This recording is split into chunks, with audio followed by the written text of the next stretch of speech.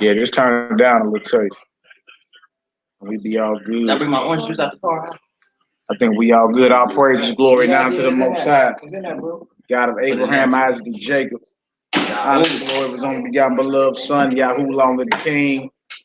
You feel me? The night the Messiah was betrayed.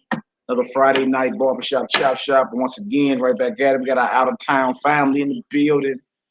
It's so many, man. People that came from all over the world. You understand? Well, all over the country, should I say? New York, Cali. We got Naptown in the building. Y'all know Brother Ed, you dig? Long live the King, KJ and them, you dig? It's going down. So, you know, some brothers keeping their Passover tonight. We actually are getting into it tomorrow night or evening.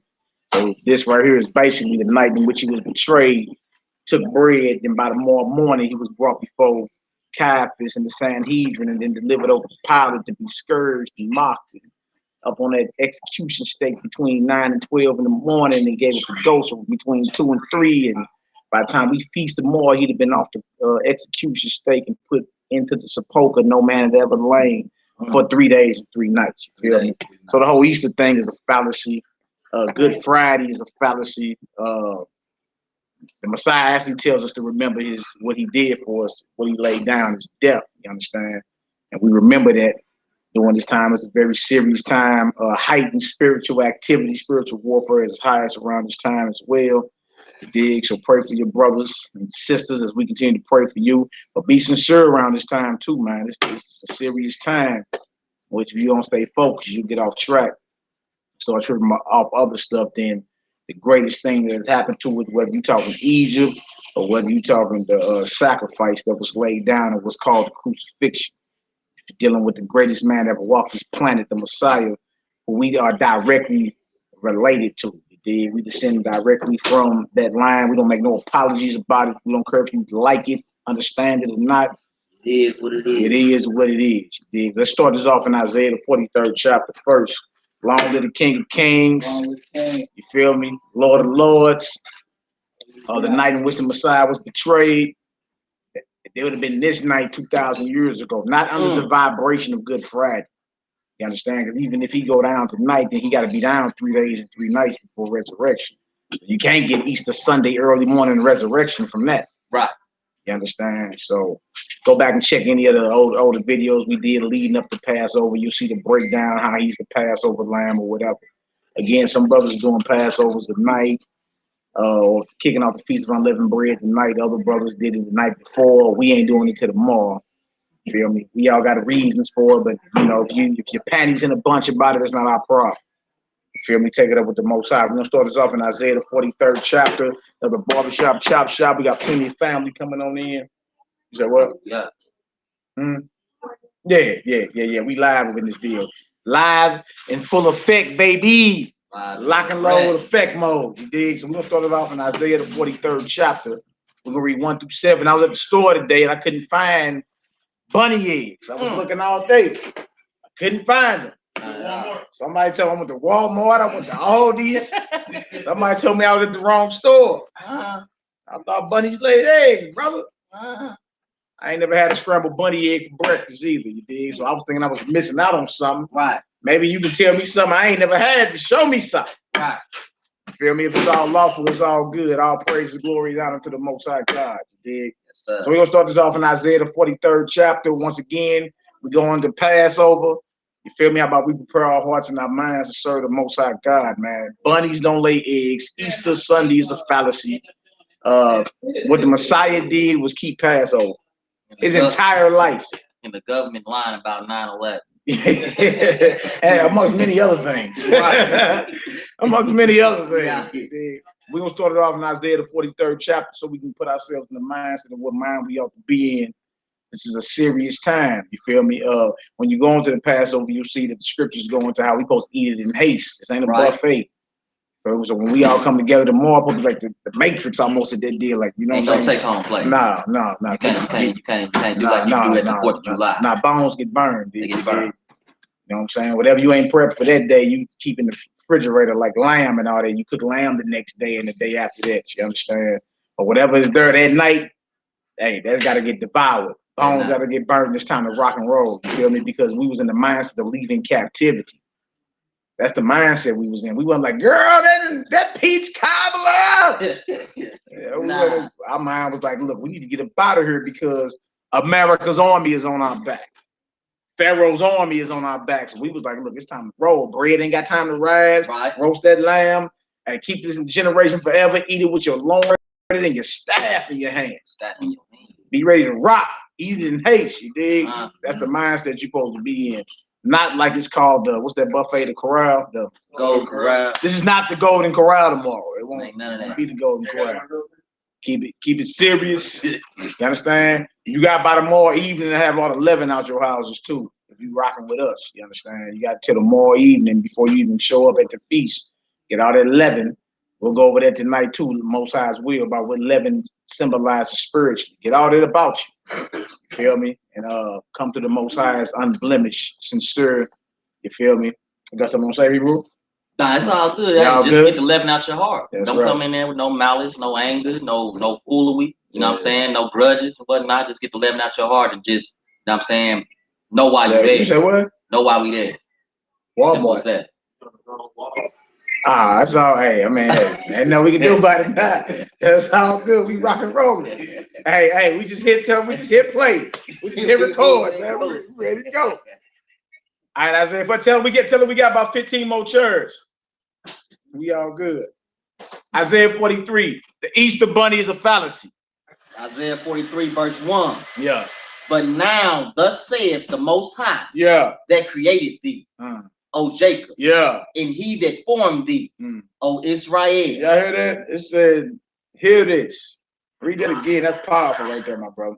But now. But who? But now. Right now. It's time for us to be adults in our understanding. But now, go ahead. Thus saith the Most High that created thee. O Jacob. So the Most High God created you. You so-called black man, woman, and child. You African Americans. I'm black. You don't know you got a special spot with the creator of heaven and earth. Right. The Most High God created you. You're special to him. You felt it your whole life. Like, this is something different. I feel like I just don't belong. I just feel like I'm meant to do something major. Right. You felt it your whole entire life. You feel me? That's the spirit of the Almighty God. You feel me? That's lying dormant in you. You feel me? That's waiting to be reactivated. Bring forth your full potential. The God that created you, Jacob. Jacob was a man who had children. Abraham had Isaac. Isaac had Jacob. Jacob's name was changed to Israel.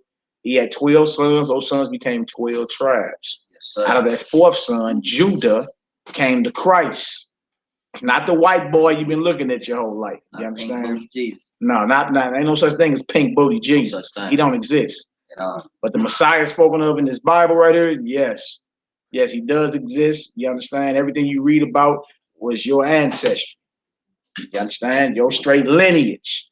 That's the biggest thing that this so-called government don't want to get out.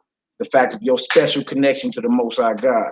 As you get to praying on certain levels and singing on certain levels and meditating on certain levels, all this comes tumbling down. You feel me? So this is very important for you to understand. Like, if somebody was to ask us, why do y'all do this? We can go through scriptures. Then somebody asks you, well, why do you go on an Easter egg hunt? Why are there jelly beans and itchy grass in baskets? What is all this about? Nah, it's for the kids. Hey, you can't go to the Bible and show it, though. You understand? But the Passover is all throughout the Bible, Old and New Testament. So that's what we're here to bring our people to remember. You got something, sister? What's going on? So, I mean, people that don't eat meat, is the lamb symbolic? Is there what, like, the Messiah be like the symbolic lamb for them? Yeah, let's 1 Corinthians. Hold this guy. Go to 1 Corinthians 5, I think it is. 1 Corinthians 5, 7 through 9. Because the thing is, the Passover is kept under different administrations, different orders. You'll never be able to keep it to the letter how it was done during Moses' time, Aaron's time, even after we got into the land. You understand? So it all would have to be symbolic. The bread we eat would have to be symbolic. The wine we drink would have to be symbolic. Everything would have to be symbolic. You know what I'm saying? Something relating or a parable. You do it all the time in parable. You feel me? Give you a earthly story with a heavenly meaning. So something you can do right in front of you. You feel me? To where you can relate to, like, dang, And all it does is increase your belief. Because we wasn't there for his blood to sprinkle on us when he got crucified. Right? You wasn't there when the Romans was whooping him, but you believe it. So it's an ideal. You feel me? No, I'm good. I'm all good. So the question was about the Messiah being symbolic. You know what I'm saying? Dealing with the Passover and all that. Because it was a literal lamb that had to be unblemished lamb that had to be selected and then slaughtered by the eve of the 14th day. You understand? But the Messiah come on the scene, they say, behold, the Lamb of God. You take away the sins of the world. You know, he's unblemished because he never went against his God. You see what I'm saying? So even him being unblemished is symbolic because he never committed a sin. Right. All of it is symbolic. It's something given to you for you to remember and believe and vibrate on a higher level of consciousness. You dig? So as long as they know, I mean, look, he better off than whoever it is, better off than the non-messianic. Right. That don't believe he the Lamb of the Most High, period. But over there got his whiskers full of lamb juice. Right. But he don't believe in the Messiah. You feel me? His other brother, they ain't ate no meat, but actually believe he's the Lamb of the Most High. The atonement for his crimes against God. You feel me? 1 Corinthians 5:7-9. That's a good question. I'm gonna start at verse 6. Come on. 1 Corinthians chapter 5, verse 6. Yes, sir. Your glorying is not good. Know ye not that a little leaven leaveneth the whole lump? So he go on to glory and a boasting. And if you read back up in this chapter, it goes to how a man basically took his father's woman, took his father's wife and had sex with her, just like Reuben did with Jacob. You feel me? So he was like, look, this is going on amongst y'all, and y'all puffed up, y'all glorying, and y'all not mourning. You feel me? This is a crime against the Most High. So we say a little leaven, a little wickedness will destroy this whole thing. Look, we grew up hearing one bad apple. The whole bunch. Huh? Yeah. And that's what we grew up with, huh? They got that from the Bible. That's from the Bible. A little leaven will leaven the whole lump. So leaven is symbolic for sin. You feel me? A little bit of wickedness and the whole assembly will be infected with a plague, sin. Right. That's why you got to constantly, you feel me? So now we talking about the Feast of Unleavened Bread. So if leaven represents sin, unleavened bread equal truth, law, love. Right. You know what I'm saying? Sincere righteousness. You know what I'm saying? But yeah, it's all symbolic. Go ahead, people. Verse 7. Yeah. Purge out therefore the old leaven. Yeah. That ye may be a new lump. That's right. As ye are unleavened. For even Christ, our Passover, is sacrificed for us. So the Messiah, our Passover. So it's proving that he's the lamb. Not the Easter bunny, but the lamb. You feel me? So it's saying Christ or Messiah, our Passover, is sacrificed. They ain't sacrificing vegetables. Right. Right. You understand? And so that okay, if they're gonna compare him to being sacrificed, then he would have to be compared to the lamb. Right. Feel me? Go ahead. Verse 8. Yeah. Therefore, let us keep the feast. Let us what? Let us keep the feast. So if we know that Christ is our Passover lamb, unblemished lamb, the lamb of the Most High, he said, if you know that, keep the feast. Feel me? Keep it. Come on, Hebrew. Not with old leaven. Yeah.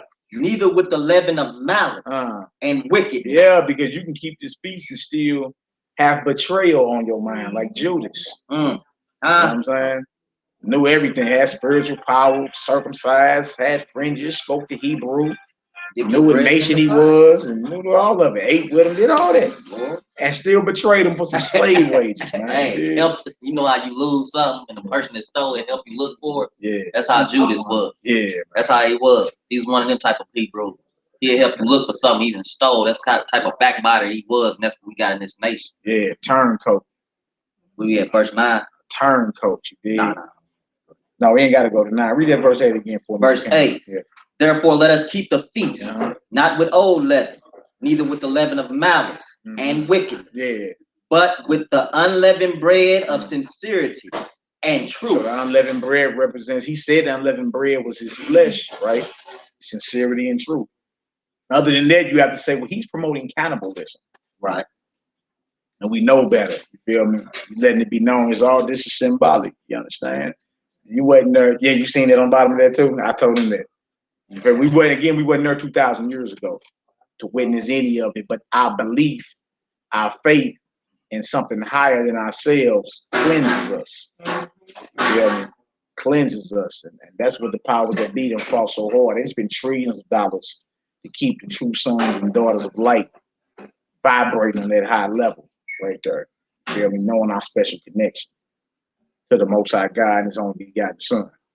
You understand? Then we'll come back. We already influence the world in wickedness. We'll come back with powerful influencing the world in righteousness. You know what I'm saying? Like they got Japanese rappers that sag now. Right. It's getting bad. It's ugly out here. It's getting real bad out here. You know what I'm saying? So it is what it is. Shalom, shalom, family, shalom. Blessings to y'all. Blessings. Shalom, shalom, family. Shalom, shalom, my sister. Shalom, blessings to you. Y'all make yourselves at home. We got more chairs over here too. It's a little bit of food in the back. All right, we in Isaiah 43. Let's get back to Isaiah 43. How y'all doing, our out-of-town family? All praise. We got Naptown in the building. All praise. Okay. Kansas City. Okay. Kansas City in the building. Alabama in the building. Where y'all from? Where? Georgia? Nice, sweet Georgia. Georgia Peach. What about my little sister right here? Okay, Kansas City, Georgia, Alabama. Then we got Indy in the crib. Four Corners. New Orleans. That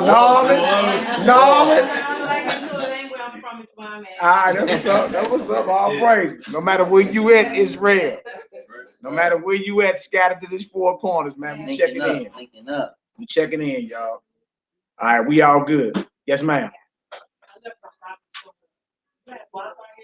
Yeah, we got Wi-Fi. That sister right there with the red bandana on. Yeah, get with her. She knows everything concerning this building. She know everything. But late. They need the Wi-Fi code. So if y'all, I don't know if y'all be.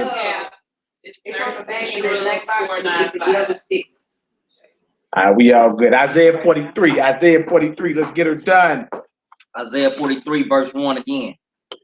But now, thus saith the Most High that created thee, O Jacob. And shalom, my sister. Shalom, my brother. Shalom. Blessings to y'all. All praise. Go ahead, bro. And he that formed thee, O Israel. Yeah. Fear not, for I have redeemed thee. I have called thee by thy name. I have what? Called thee by thy name. So we telling us fear not.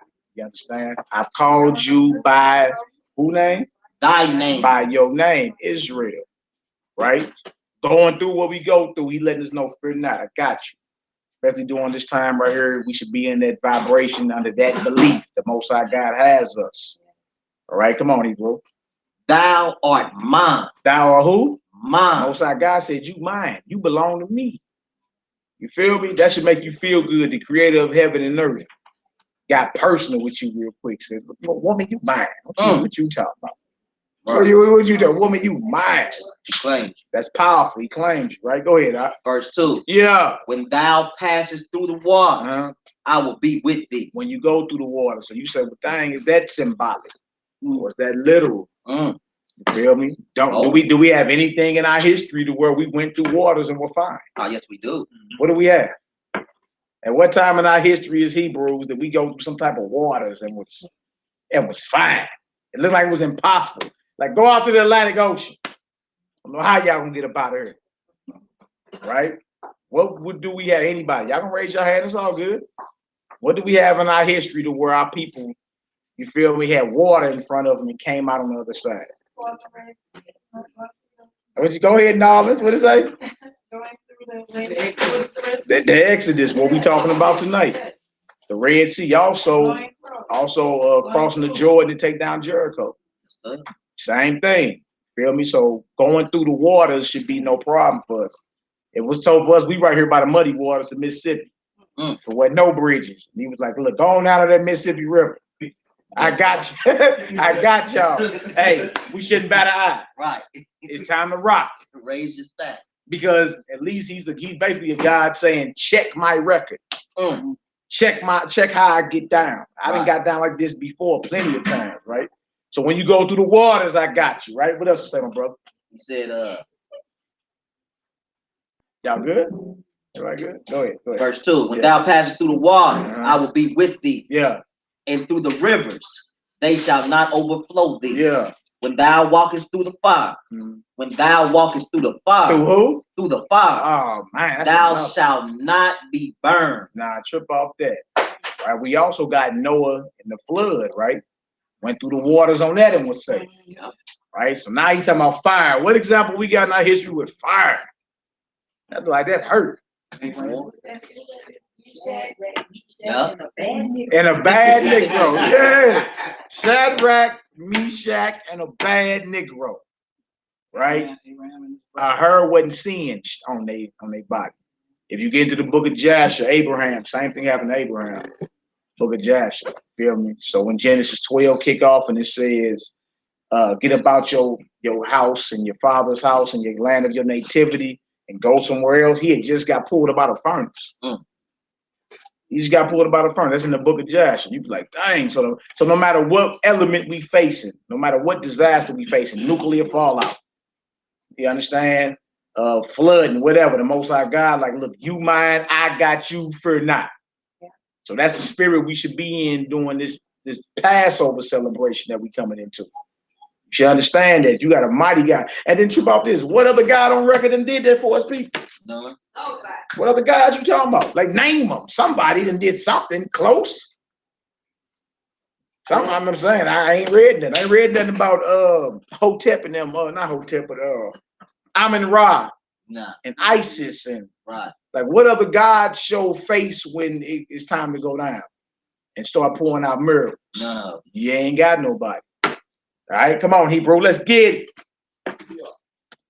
When thou walkest through the fire, thou shalt not be burnt. Ooh. Neither shall the flame kindle upon thee. I mean, you ain't gonna smell like no lamb smoke. No barbecue smoke, right? Go ahead, Hebrew. Verse 3. Yeah. For I am the Most High, thy Elohim, the Holy One of Israel, thy Savior. That feel good, don't it? Y'all over there like, yeah, keep reading.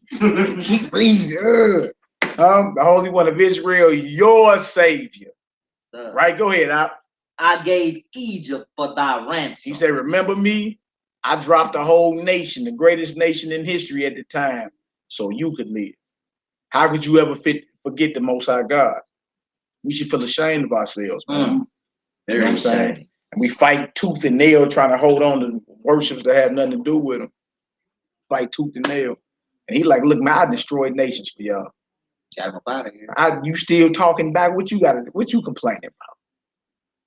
Check my record. I done came and handled business so many times, and y'all done rebelled so many times more and more. Yeah. And he still never turned his back.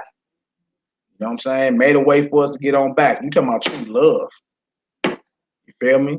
Today you get dumped over a burnt egg sandwich or something. You talking about true love. You feel me? Most High God, like, look, I've always been there. So we should honor him and praise him, you understand, with every fiber of our being, period.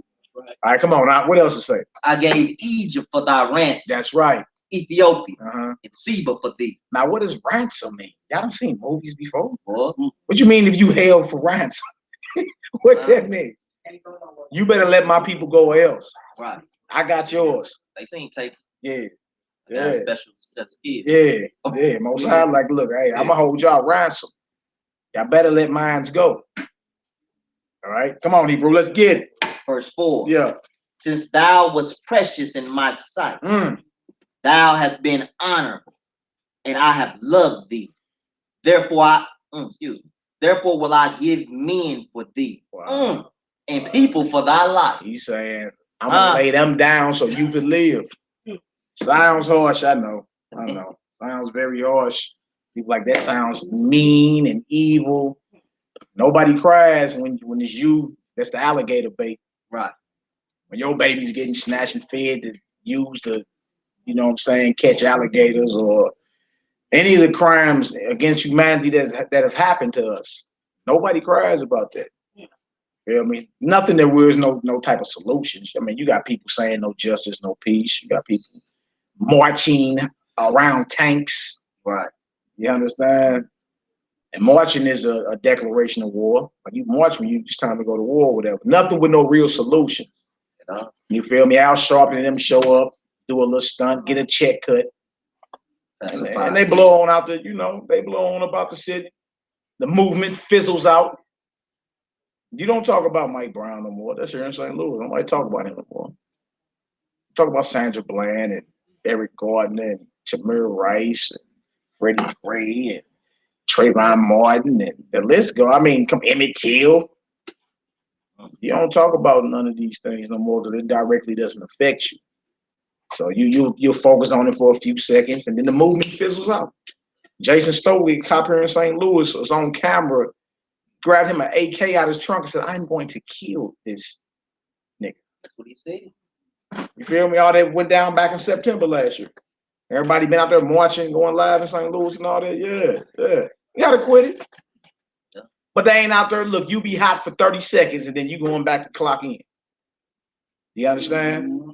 Messiah was executed 2,000 years ago, and we still out here pushing this message. Still. That's how you know. Don't bring me nothing about, well, you know what happened? What happened to Christ, man? He was executed, murdered, sold out by his own people. You understand? If you loved him, you still be pushing his mission. That's all I'm saying. Like, you talk all that, no justice, no peace, but as soon as it's time to go clock back in, you ain't about that life no more. You feel me? That's love. 2,000 years later, movement still popping out here in this earth. Okay. So if you loved your people, you'd continue their message if it was real. Right. There would be no such thing as the new Black Panther Party. Right. It would be the Black Panther Party. What do you mean the new one? Right. There'll be no such thing as the new Nation of Islam. What do you mean? All right, come on, my brother. Verse 5. Yeah. Fear not, for I am with thee. I will bring thy seed from the east. Woo. And gather thee from the west. That's powerful, because where you at? Dang, you in the west. You right. You start feeling look good around here. Yes, sir. Could this possibly be talking about you? And if this is not you, what are you doing talking about gathering folk from the east and the west? If Israel is at home right now. Right. Talking about east and west. You must not be in your homeland. Jacob must not be in his homeland if he got to get his seed, his children have to get gathered from the east and the west. Yeah. A greater exodus. That's what we on the brink of. Frightens the heathens and the sellout Negroes. Frightens. What do you mean? Yeah. You bet everything that you know is about to go topsy-turvy, upside down. Upside down. Everything. Reality will change. All right, come on, Negro. Verse 6. Yeah. I will say to the north, give up.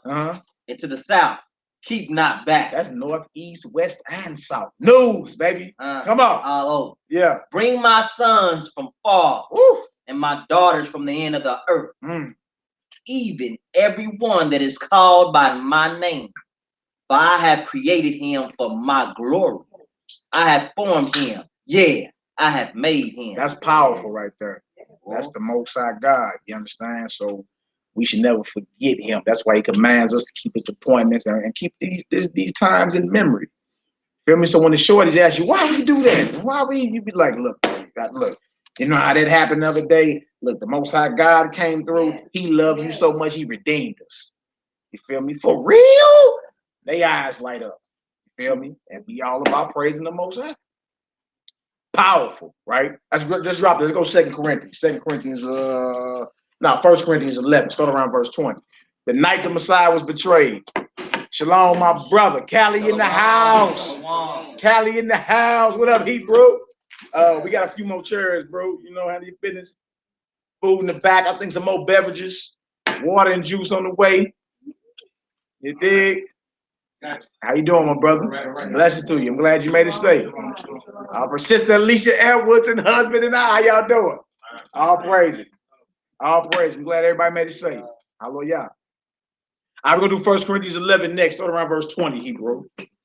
1 Corinthians 11, verse 20. This is not about a buffet. You got to understand, our master was sold out this night 2,000 years ago. It was sold out by one of his own beloved friends.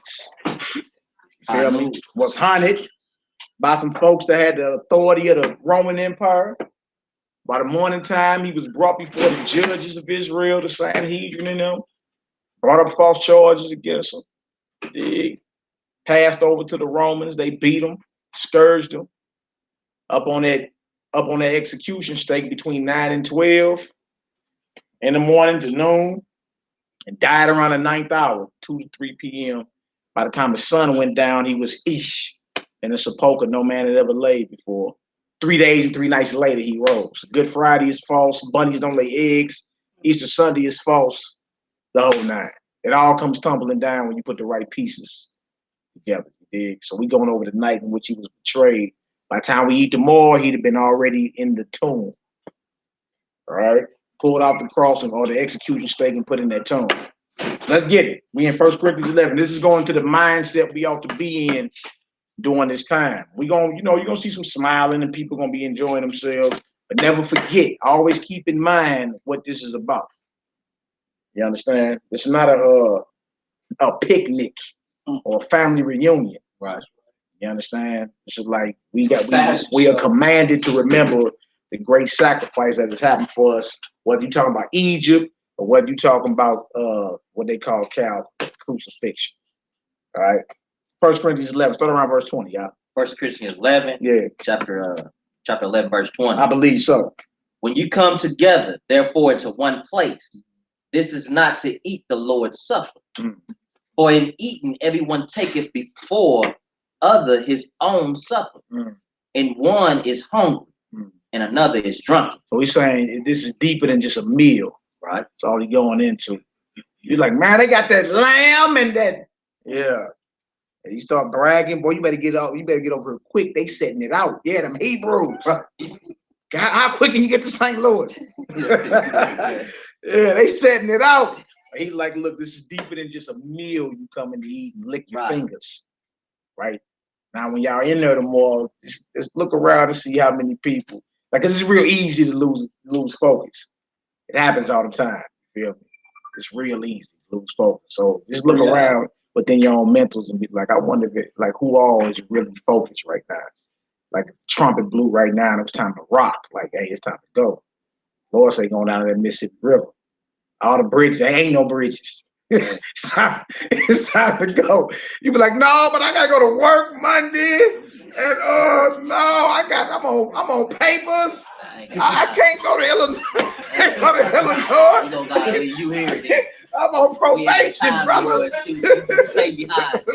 Leave him in the rear with the gear. No, there'd be a whole bunch of excuses. You understand?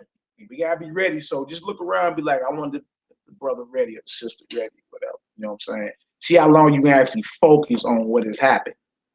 You feel me? And ask yourself, are you prepared? Would you have been worthy to sit at that table with him when he was sitting down with his disciples? Like, look, one of y'all gonna betray him.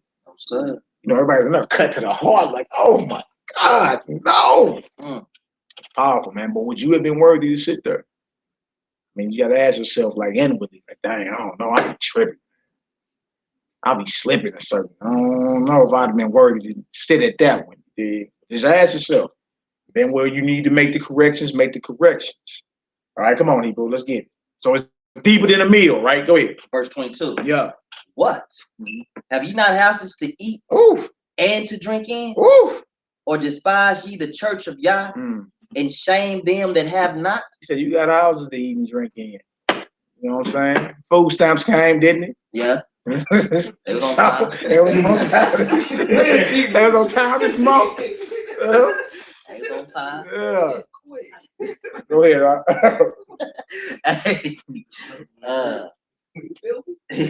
Verse 22 again. He said, what?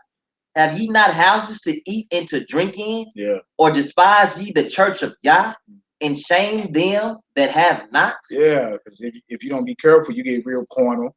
You start looking at your plate, my plate fatter than his. Be careful, man. Like, it's real easy to get vain. Quick as a mug. You be bragging about a bigger land portion you got. You like, dang, y'all arguing, and we supposed to be remembering the great sacrifice that was laid down for us. And we arguing over what? Sister forgot to give me my box of unleavened bread. Right. I done heard that before. Let's go to her ask the sister. You know, maybe she forgot. I don't. Go ask her. Like, that's what I'm talking about, man. I was like, bro, look, just relax, man. Calm down. It was the last straw. Calm down, brother. Ain't that serious? Shalom, family. Shalom. Blessings. Shabbat shalom. Y'all come on in. We got a couple more chairs. Y'all, you know, we got, you know, y'all scoot on over. Make yourselves at home. Shabbat shalom. Out of town family in the building. All praises. All praises. All right, we in 1 Corinthians 11. We got some food in the back too. We got beverages on the way. So I'll pray. I'm glad everybody made it safe. Start I'll pray to the Most High God. I'll pray. You want to start where? 22. 1 Corinthians 11 and 22. The night the Messiah was betrayed. He said, what? Have ye not houses to eat and to drink in? Yeah. Or despise ye the church of Yah, and shame them that have not? What shall I say to you? Shall I praise you in this?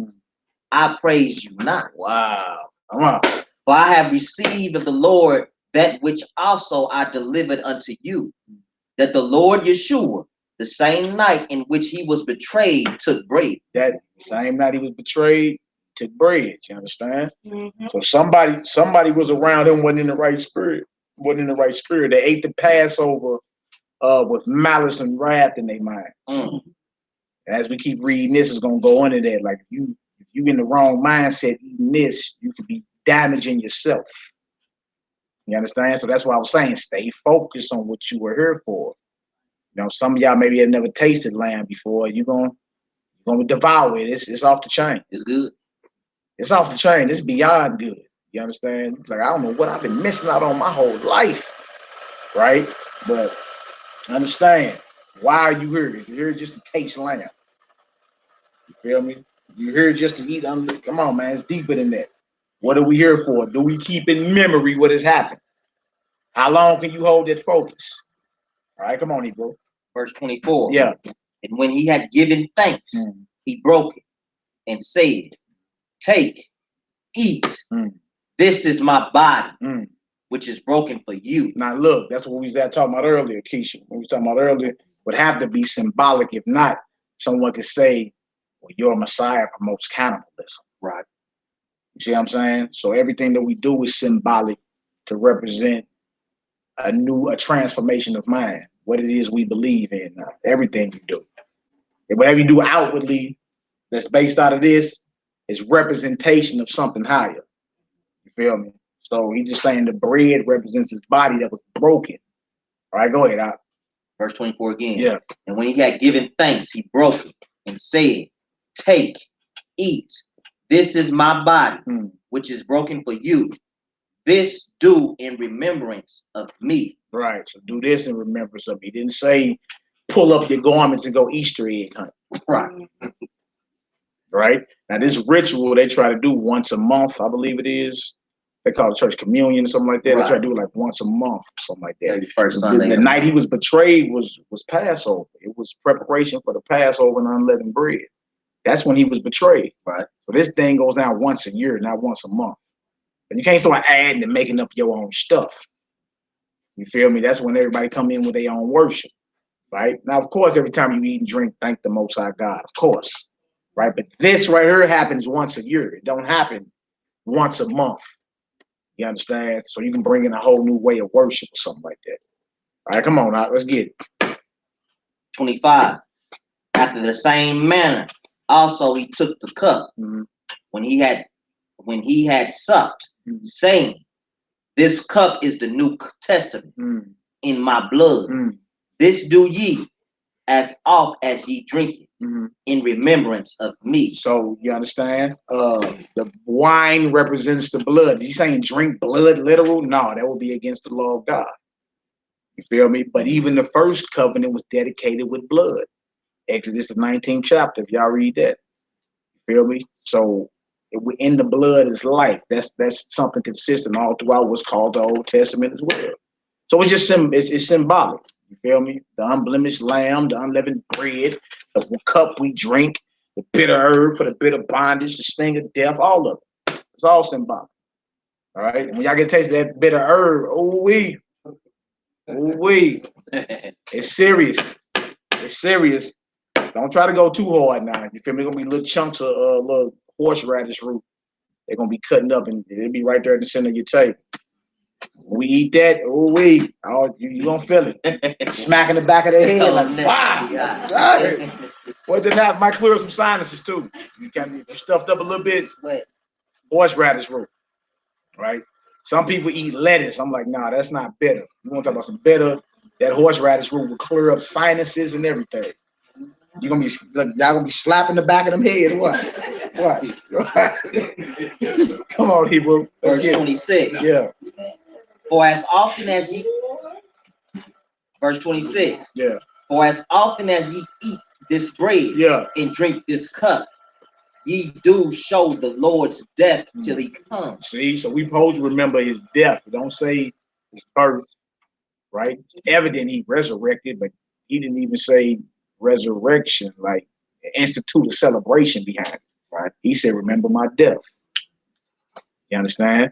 Now, yeah, they were teaching the resurrection. That's a fact. 3 days and 3 nights, the tomb was empty. Yeah, of course, right? But there was never a feast implemented behind the resurrection. It was about the Passover lamb being put to death, God's lamb. So he said, if you stay focused on that and remember the sacrifice I laid down, remember that until I return. Feel me? That's what he commanded us to do. Anything else is people adding to the book. Adding to the book. That's what Christmas come into play at, which can't be found nowhere in this Bible. Nowhere. Easter eggs and bunnies, nowhere in this Bible at all. Right? I was at the store today. I asked them about Easter eggs. I'm like, I'm looking for the eggs I can scramble tomorrow that bunnies lay. Like, sir, you're in the wrong store. We don't carry those. He trying to be funny. Yeah. Get him out of here. Yeah, I'm just saying. Went to Aldi, same thing. Where them eggs that them bunnies lay?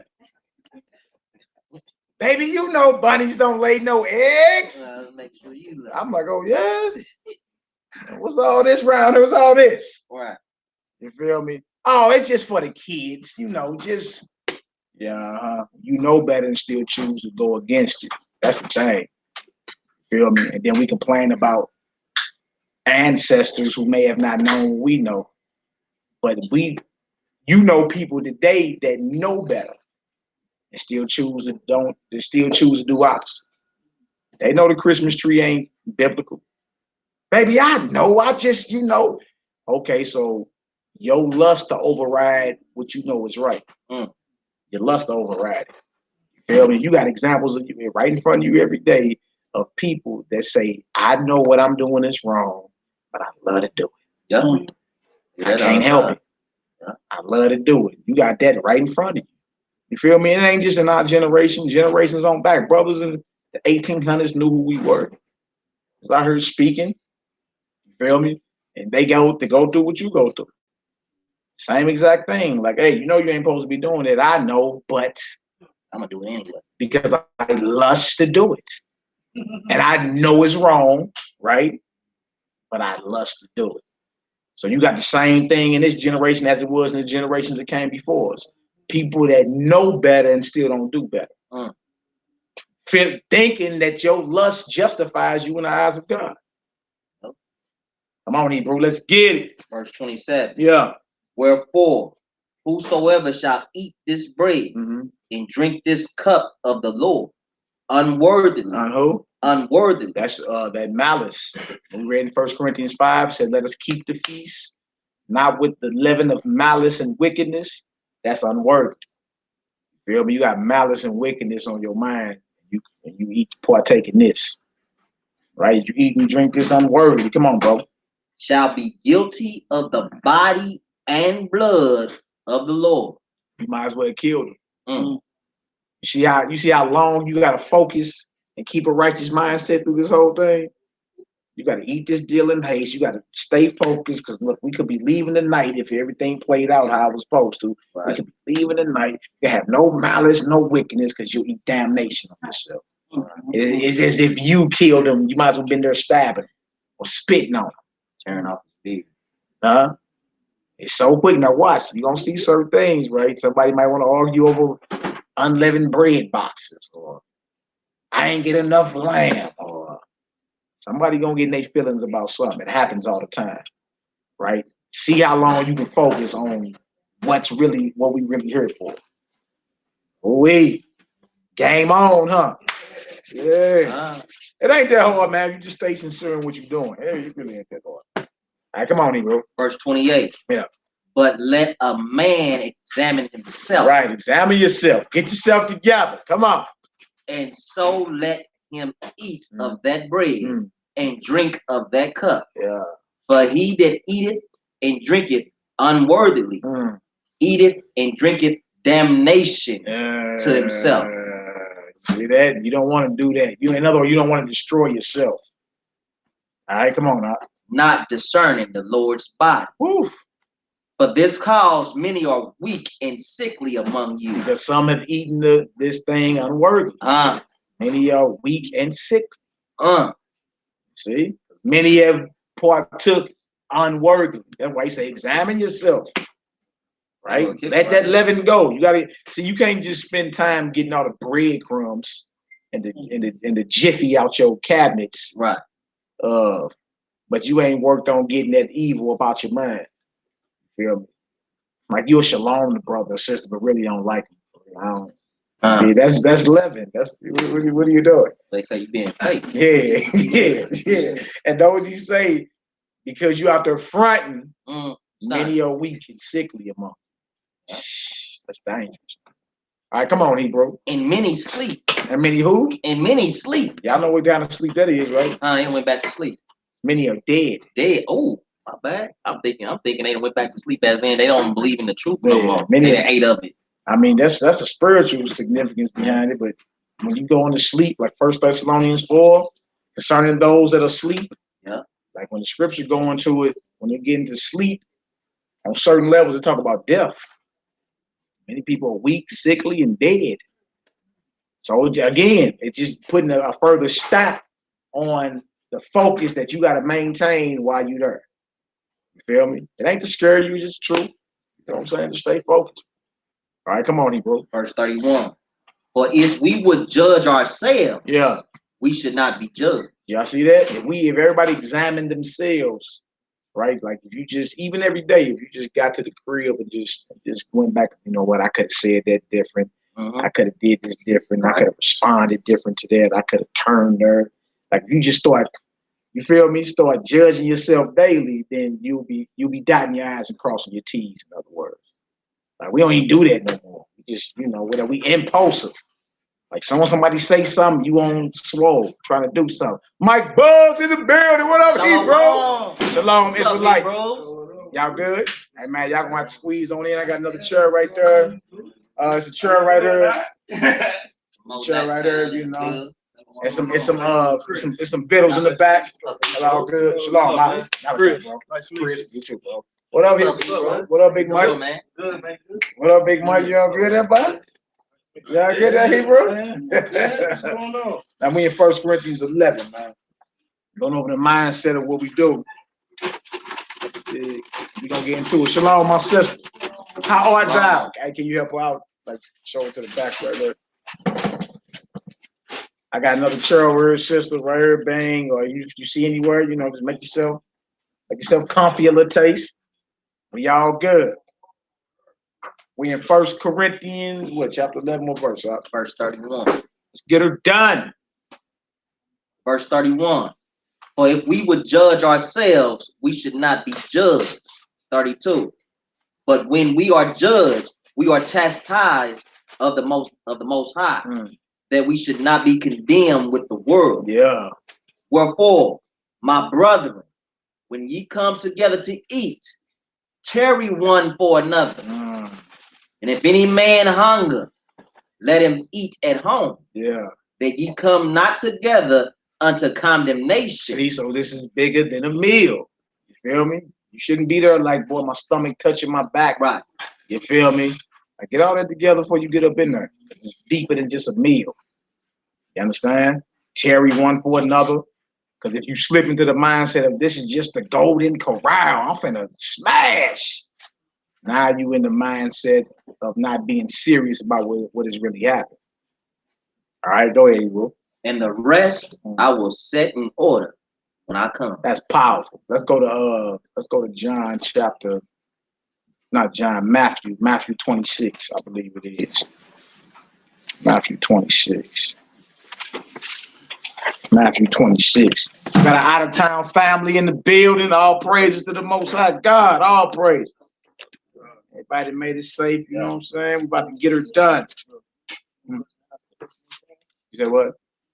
Hey, man. I mean, if it's on your spirit, my brother, I ain't going to stop it.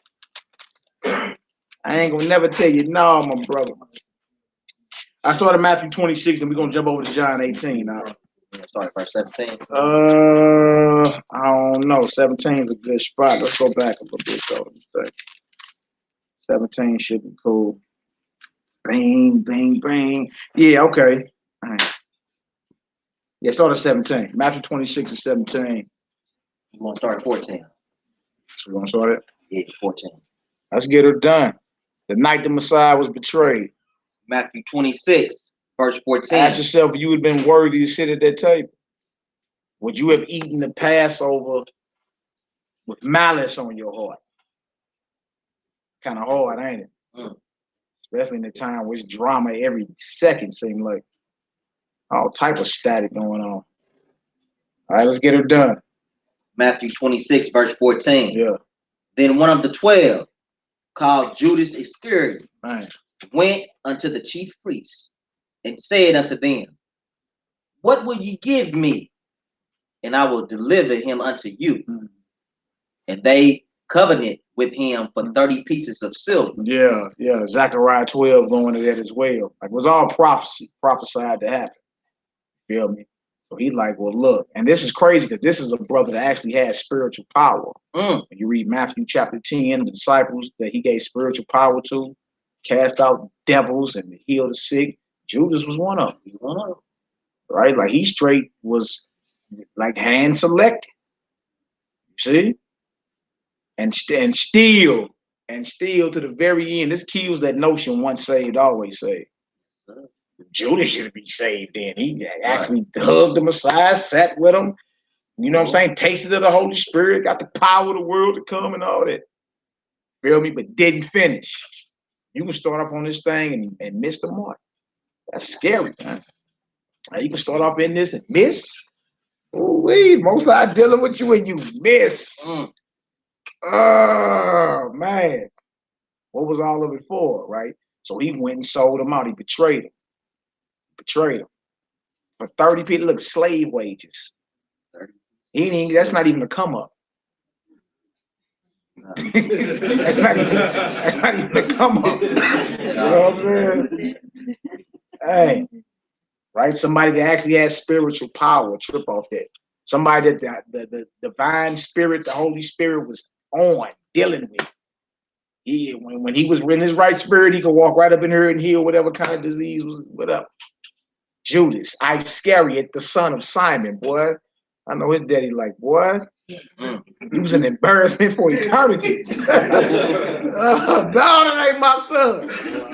Right. Come on, Hebrew. Verse 16. Yeah. And from that time, he sought opportunity to betray him. Yeah. Verse 17. I mean, everybody say shalom, ain't your family. Right. It's kind of hard, man. I know. Like, dang, everybody ain't right. All Israel ain't Israel. All right, come on, Hebrew. Let's get it. Verse 17. Yeah. Now the first day of the feast of unleavened bread, the disciples came to Jesus, saying unto him, where wilt thou that we prepare for thee to eat the Passover? And he said, go into the city to such a man, and say unto him, the master saith, my time is at hand. I will keep the Passover at thy house with my disciples. And the disciples did as Yeshua had appointed them, and they made ready the Passover. Now, when the evening was come, he sat down with the 12, and as they did eat, he said, verily, I say unto you, that one of you shall betray me. 22. And they were exceeding sorrowful. Yeah, that'll cut you to the heart. You know he's the Son of God. You don't witness all the miracles and all that. Feel me? Somebody up in her false flag. Snitch. Oh no, that'll cut you to the heart. Everybody be looking at you under-eyed, sideways. Who is this? Like, you feel me? Like it gets real. Don't talk no more. Yeah. Come on, Hebrew. And they were exceeding sorrowful. And began every one of them to say unto him, Lord, is it I? And he answered and said, he that dippeth his hand with me in the dish, the same shall betray me. The Son of Man goeth as it is written of him. But woe unto that man by whom the Son of Man is betrayed. It had been good for that man if he had not been born.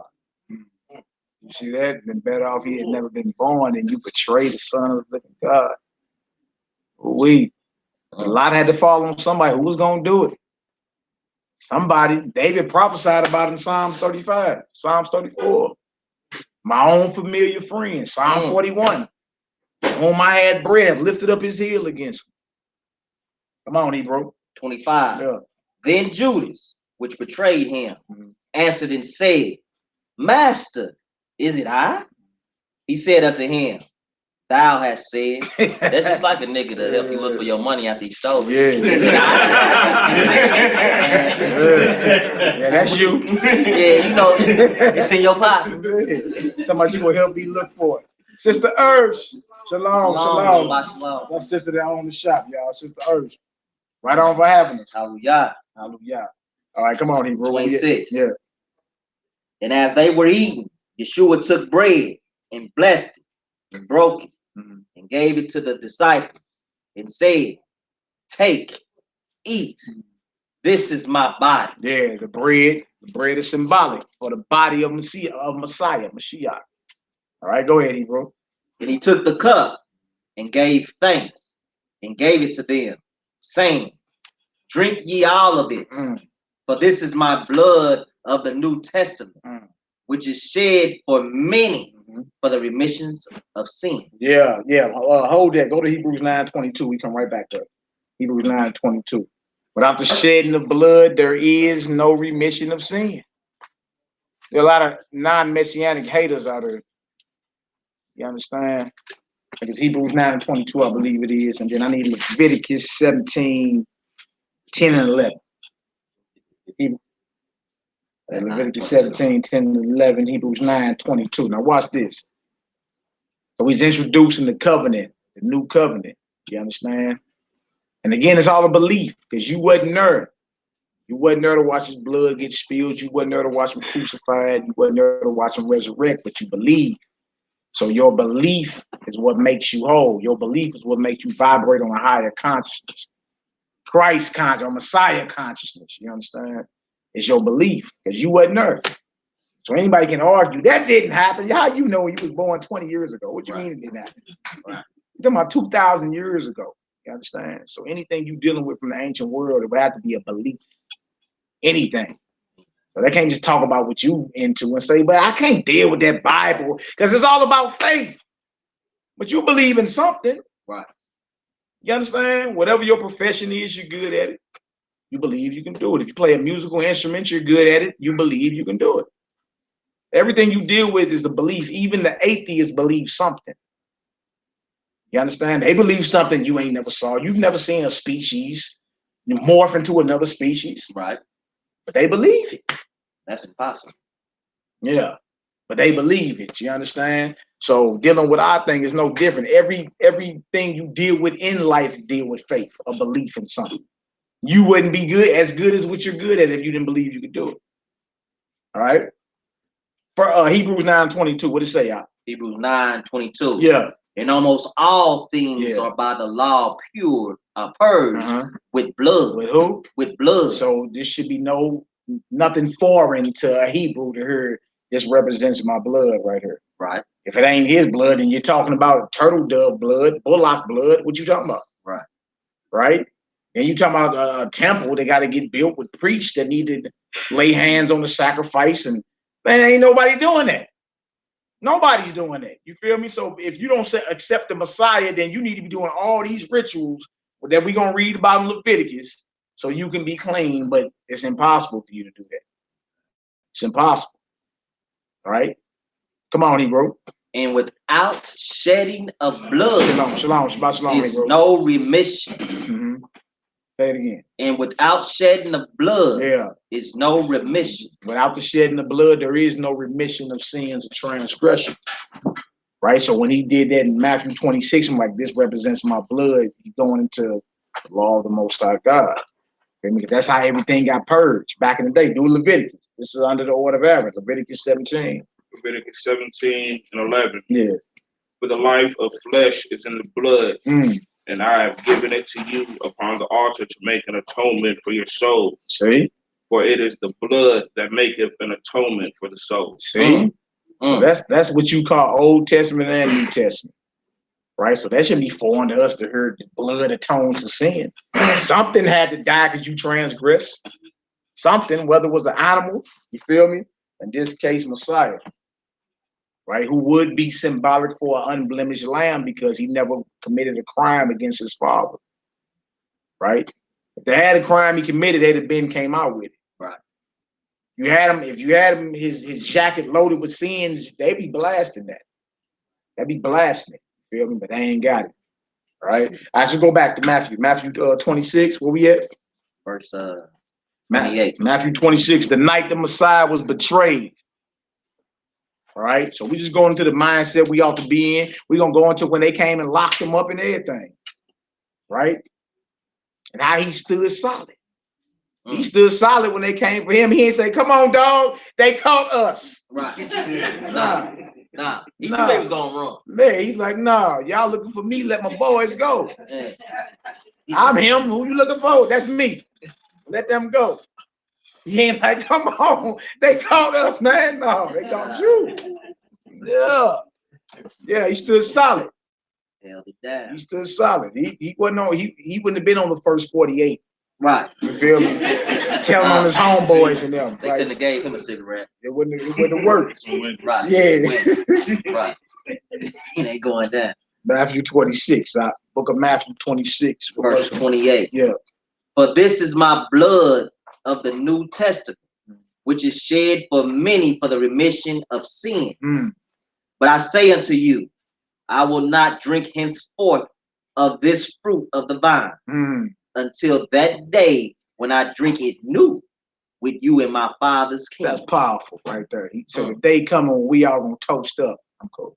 The day coming when we all gonna toast up. You feel me? But you gotta be found worthy to make that cut. You see? So he's like, look, y'all take that amongst yourselves. So the Messiah telling his disciples to drink wine. You feel me? People look at that's still a lot. That's still a lot for some people today, though. People like, I just can't know. That's you drink? Juice. They call that Jesus juice. You drink? Yeah. Well, we don't aim to be drunk, but scripture tell you, know what I'm saying, drink and be merry. And enjoy yourself, you feel me? But be grown by what you do. You understand? The short leggers that's not of age, just for it on the record, they'll be drinking grape juice. Right. Welch's, you feel me? All right, go to the hymn and then we're going to jump to John 18 because we want to go into when they came and locked him up. At night he was betrayed, right? Go ahead, Hebrew. And when they had sung a hymn, they went out into the Mount of Olives. Keep going. Read 31 and 32. All right. Verse 31. Then saith Yeshua unto them, all ye shall be offended because of me this night. He said they was gonna run. Yeah. So ain't no need to say come out the bushes. We got caught. Y'all gonna run anyway. All ye shall be offended because of me this night. For it is written, I will smite the shepherd, and the sheep of the flock shall be scattered abroad. Zechariah 13:7. Prophecy. See? Go ahead, Hebrew. 32. But after I am risen again, I will go before you into Galilee. Jump over to John chapter 18. The story gets even deeper. It picks up over in John 18. So he let it be known they're going to betray me. You understand? He introduced what's called the covenant, bread and wine. Same thing happened with Abraham. Yep. When he met preached Melchizedek in Genesis 14. Broke bread and wine. Bread and wine. So the bread and wine is just not you just chewing on a morsel of bread. You're being initiated into something. You're being brought into a covenant. You feel me? It's the same exact thing happened with Abraham and priest Melchizedek in Genesis 14. After Abraham got off the slaughter of the kings, and he said, blessed be the Most High God of Abraham, who has delivered your enemies into your hands. He brought him what? Bread and wine. Messiah is the high priest after the order of Melchizedek. It's the same thing. He brought bread and wine. He brought bread and wine to his disciples. Oh, serious thing. Is it a buffet? Nah. Ain't no buffet. Should you be tripping because she may have skipped your table with the unleavened bread crackers? She just go holler at Sister Deborah and say, Sister Deborah, table over there, we ain't get our crackers. Oh, baby, my bad, I got you. Huh? See how long you can focus and keep your mind on the events that have happened and why we here. And look how easy it'll be. You'll see tomorrow. Look how easy it'll be to lose focus. You be arguing over it. Look, you be arguing over worldly music and everything. Like, what is going on up in here? So-and-so just dropped a single, and did you see the game last night? You be like, man, look at that quick. That quick, you lose focus. All right? But we're going to have a good time as well. You're going to be smiling. You're going to enjoy yourself. Never lose focus on why we here, though. All right? John 18, Hebrew. Start at verse 1. Let's get her done. John chapter 18, verse 1. Yeah. When Yeshua had spoken these words, he went forth with his disciples over the brook of Cedron. Yeah. Cedron, where was a garden, into the which he entered, and his disciples, and Judas also, which betrayed him, knew the place. For Yeshua oft times resorted thither with his disciples. Yeah, you know, just to get away from the stress and the hell of society. A nice secluded spot, garden. A good spot to get your meditation on. So Judas knew the hangout spot. He knew the spot where they was at. I know where they be at. Give me 30 pieces of silver. I know exactly where they be at. They be in that garden of Gethsemane. That's where they be at. That's where we used to hang out at. That's where we learned all the knowledge and secret of the Holy Spirit. Oh, come on, Hebrew. Verse 3. Judas then, having received a band of men and officers from the chief priests and Pharisees, coming thither with lanterns and torches and weapons. What you got weapons for? I thought everybody loved Jesus. Right. Everybody got weapons for.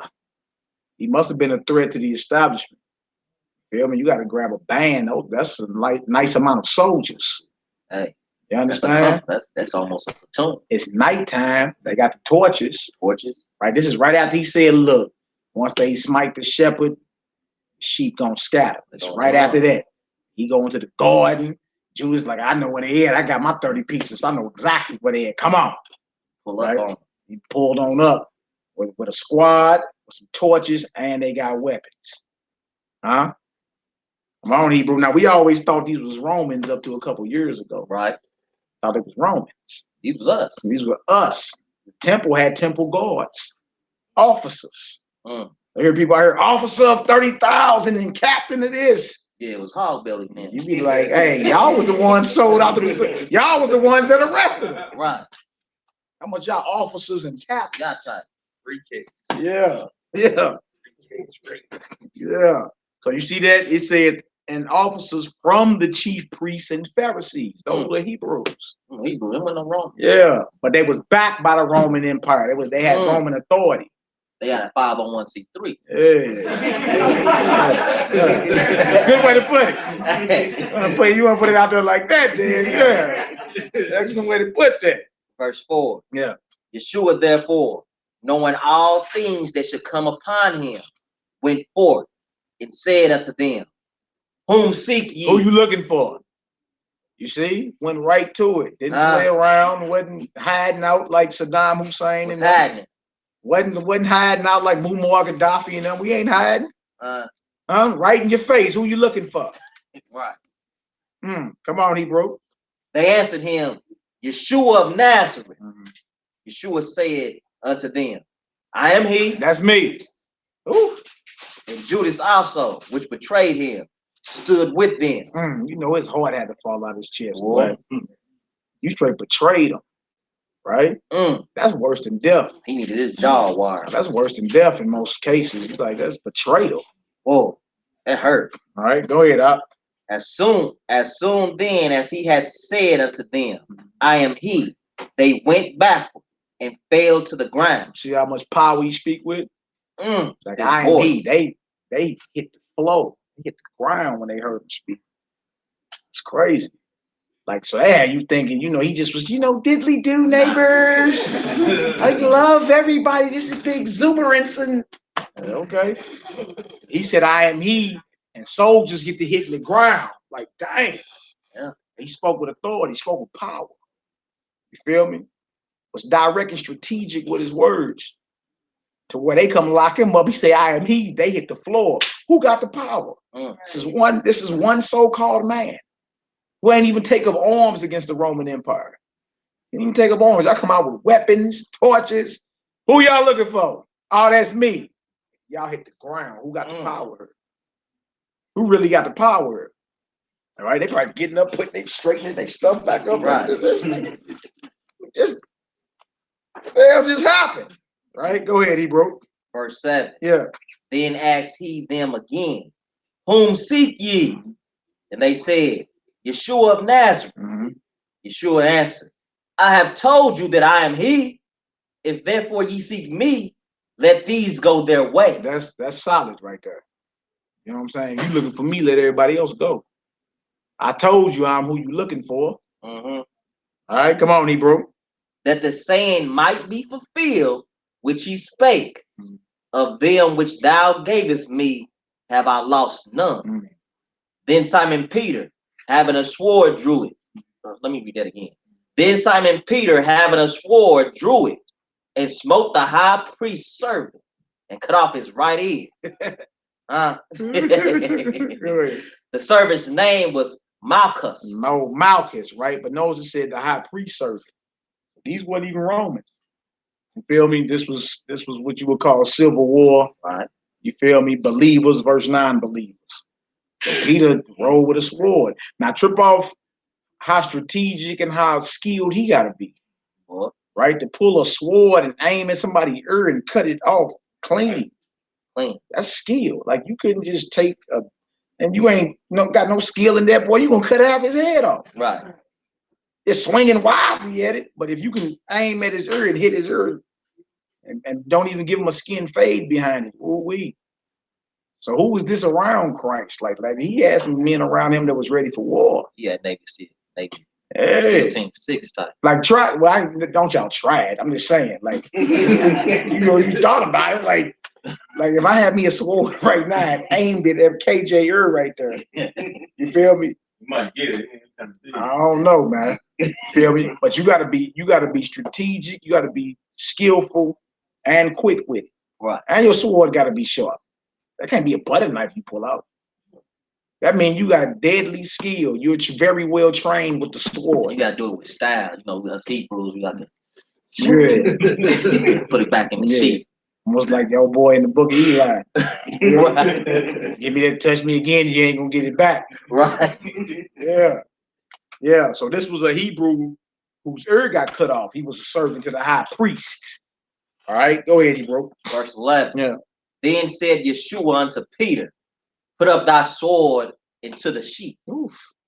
The cup which my Father hath given me, shall I not drink it? He's like, look, there's no stopping prophecy.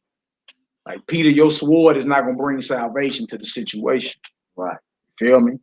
Like, stop trying to stop what it is that must be fulfilled. And that's what Peter was, because he loved him.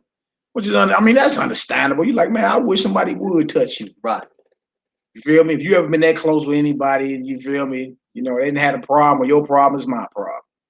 Who coming to get you? I wish somebody would come up in there talking about they got a problem with you.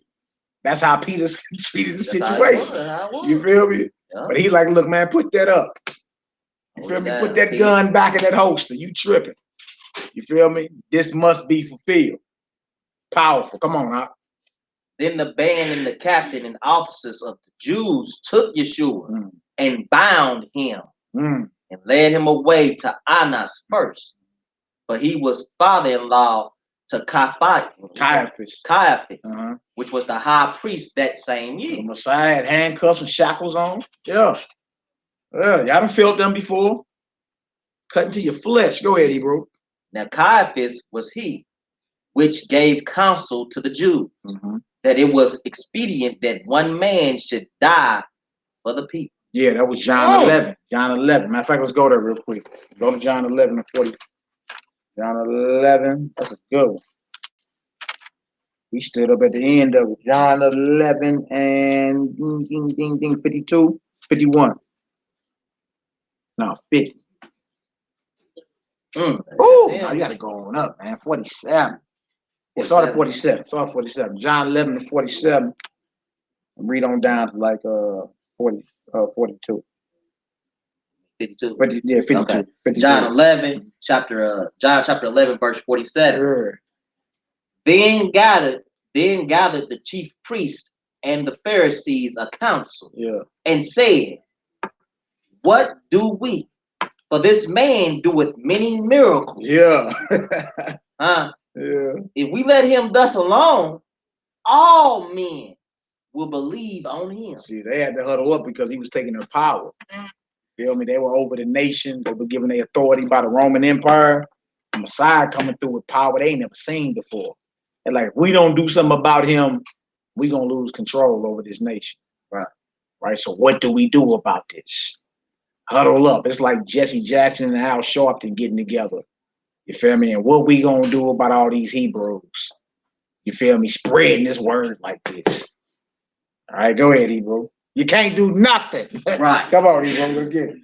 And the Romans shall come and take away both our place and nation.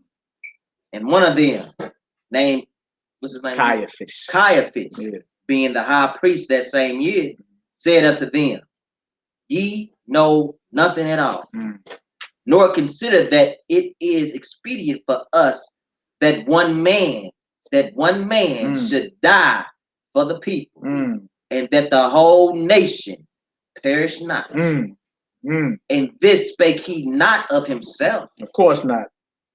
But being high priest that year, he prophesied that Yeshua should die for that nation. Yeah, he the high priest after the order of Aaron, talking about the high priest after the Melchizedek order. That's powerful.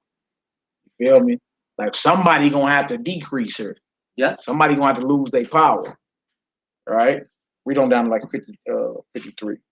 And not for verse 52. And not for that nation only, but that also he should gather together in one the children of Yah that were scattered abroad. Ooh-wee. Come on. Then from that day forth, they took counsel together for to put him to death. I thought everybody loved Jesus. Must have been a threat. Messiah had to be a threat. I mean, why is death always on the table? You feel me? Like, you don't sit up and hold councils over the tooth fairy. Right. So we got to put her to death. Mother Nature, we got to put that heifer to death, man. That's Mother Nature. Like, if it's all made up and it's all fake, why is it so much death on the table? Why has everybody got a problem? What's going on? Right? Why is people willing to die about it? Yeah. You got like Paul, Peter, all them ready to die about it. Fully resolved. Let's get back to John 18. John 18, right? So the Caiaphas, right? That was verse 14. No, 15. 15. John 18, verse 15. Yeah. And Simon Peter followed Yeshua, and so did another disciple. That disciple was known unto the high priest, and went in with Yeshua into the palace of the high priest. But Peter stood at the door without. Then went out that other disciple, which was known unto the high priest, and spake unto her that kept the door, and brought in Peter. Then saith the damsel that kept the door unto Peter, art not thou also one of this man's disciples? Like, ain't you one of his boys right there? He said, I seen you over there on Martin Luther King and so with him. Ain't you one of them Nazarenes? Yeah. One of them Yahoo boys? Ain't that one of y'all? Like, dang. Brother, didn't I see you on YouTube? I don't know. You be getting one of them. You be going, who, me? Nah, man. I thought that was you. Nah, that ain't me. Nah, I'm just playing. What's up, man? Yeah. He said, go ahead. He said, I am not. And the servants and officers stood there, who had made a fire of coal, for it was cold, and they warmed themselves. And Peter stood with them and warmed himself. The high priest then asked Yeshua of his disciples, and of his doctrine. Yeshua answered him, I spake openly to the world. Yeah, there ain't no secret in what I talk. That's what he tells me. He's like, man, ain't no secret. Everything I did, I spoke openly. Right. He told his disciples, what I tell you in your ear, get on the rooftop and yell it abroad. Tell everybody. This ain't Masonic. This ain't you keeping secrets to get to higher levels. And he like, no, I'll tell everybody. Right. Every breathing creature what this is about. He's like, I spake openly to the world. Right? Go ahead. I ever taught in the synagogue. Yeah, I always was in y'all churches and places of worship. Always was up in there. Go ahead. And in the temple. Yeah. Whether the Jews always resort and and in secret have I said nothing. Yeah, this is not Masonic. This is not vows of secrecy and hazing rituals and whatever you want to call it. Right? He like, man, I spoke openly. It ain't no secret in what I talk about. Right. Right? Everybody know what I'm talking about. Ask them. I'm right in their spot where they be at. Come on, Hebrew. 21. Yeah. Why askest thou me? Ask them which heard me what I have said unto them. Behold, they know what I said. Huh? You sound like a Hebrew, man. They heard what I said. So go ask them. And he's defending himself. See, they in court. He on trial. Defending himself. Shooting straight. All right? Like, you go to court today, tuck your shirt in. Yeah. Yes, sir. Like, look, you're going away for 40 years, buddy. You saying, sir, yes, sir, to him ain't finna get nothing reduced. Nah. You coming in there with your tie on, with your little blazer, it don't mean nothing. You feel me? Like, you go in front of the judge today and switch up your talk. You feel me? You stop shooting straight. You don't speak with as much force. You start calling him sir. Like he one of your golf buddies or something like that. He's shooting straight. Ask them, they know what I said. Get him on out here. Where your witnesses at? Come on, Hebrew, let's get it. Check this out, 22. Yeah. And when he had thus spoken, one of the officers which stood by struck Yeshua with the palm of his hand. Oh, wait, boy, you saying, got an answer in that day, boy. You wanted it like you smacked him? He smacked us. Just to let you know that Yeshua wasn't talking soft to the judge. Yeah, I'm saying. But trip off this, though. Trip off this. That's on your record. He slapped the Son of God. You smacked the Son of God.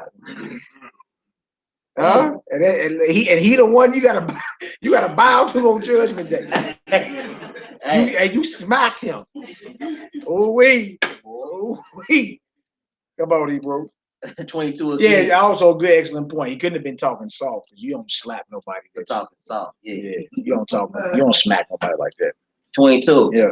And when he had thus spoken, one of the officers which stood by struck Yeshua with the palm of his hand, saying, answerest thou the high priest so? Yeshua answered him, if I have spoken evil, bear witness of the evil. Yeah, you feel me? Just because you and your little feelings about it. If what I said was evil, chapter and verse. Right. You understand? Bear witness of the evil. Come on now. But if well, why smitest thou me? You're going to ask me that question again. Come on. Now, Annas has sent him bound unto Caiaphas, the high priest.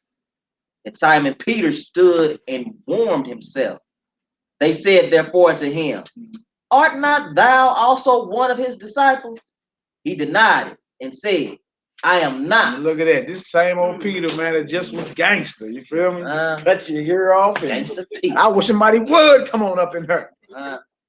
Same old Peter. You see how quick that all that tough juice, you'll lose that. You'll lose that quick. I hear you rapping. I wish you would. I know what I'm gonna do. Them guillotines come out. I know what I'm gonna do. Right. When it's time to walk up them 13s, I know. Peter was on that same thing. Feel me? Ain't nothing wrong being confident. Feel me? Like being fully persuaded and confident that you're not gonna go against the Most High. Feel me? But I always keep this in mind right here. Peter was tough talk.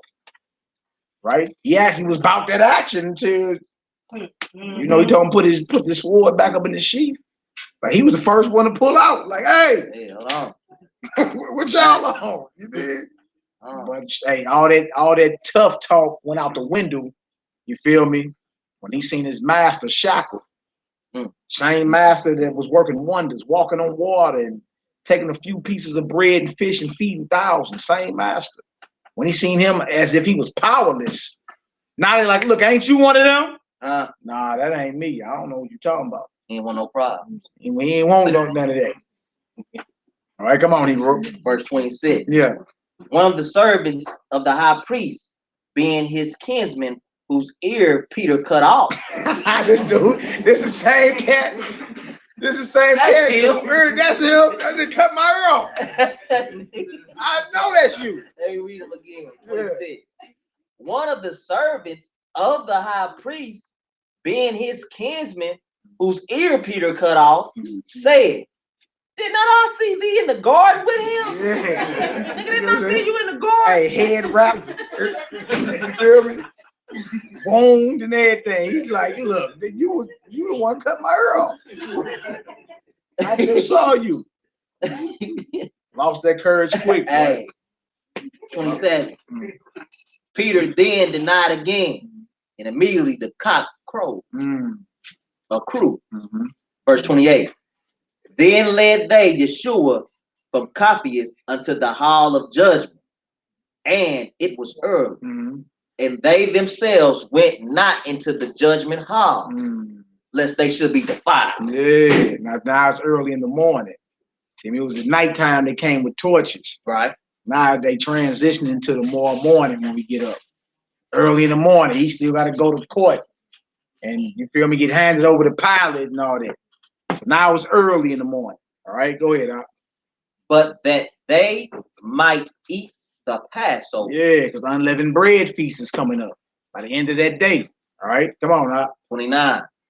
Pilate then went out unto them and said, what accusation bring ye against this man? They answered and said unto him, if he were not a malefactor, my bad. If he were not a malefactor, we would not have delivered him up unto thee. You know what I'm saying? So these is the sellouts of our nation handing us over to the cops. Like, look, if he wasn't no troublemaker, he wasn't a little rebel, right? The boy's a revolutionary. If he wasn't no revolutionary, we wouldn't have handed him over to you. You understand? In FBI.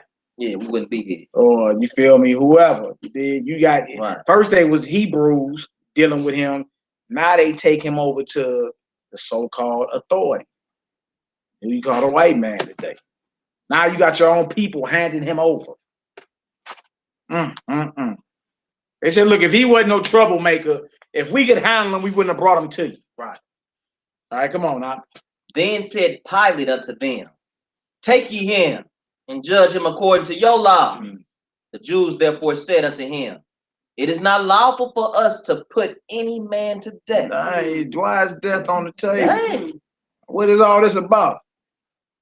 Why must he be murdered because you don't want to give up power? Right. What's up with all that?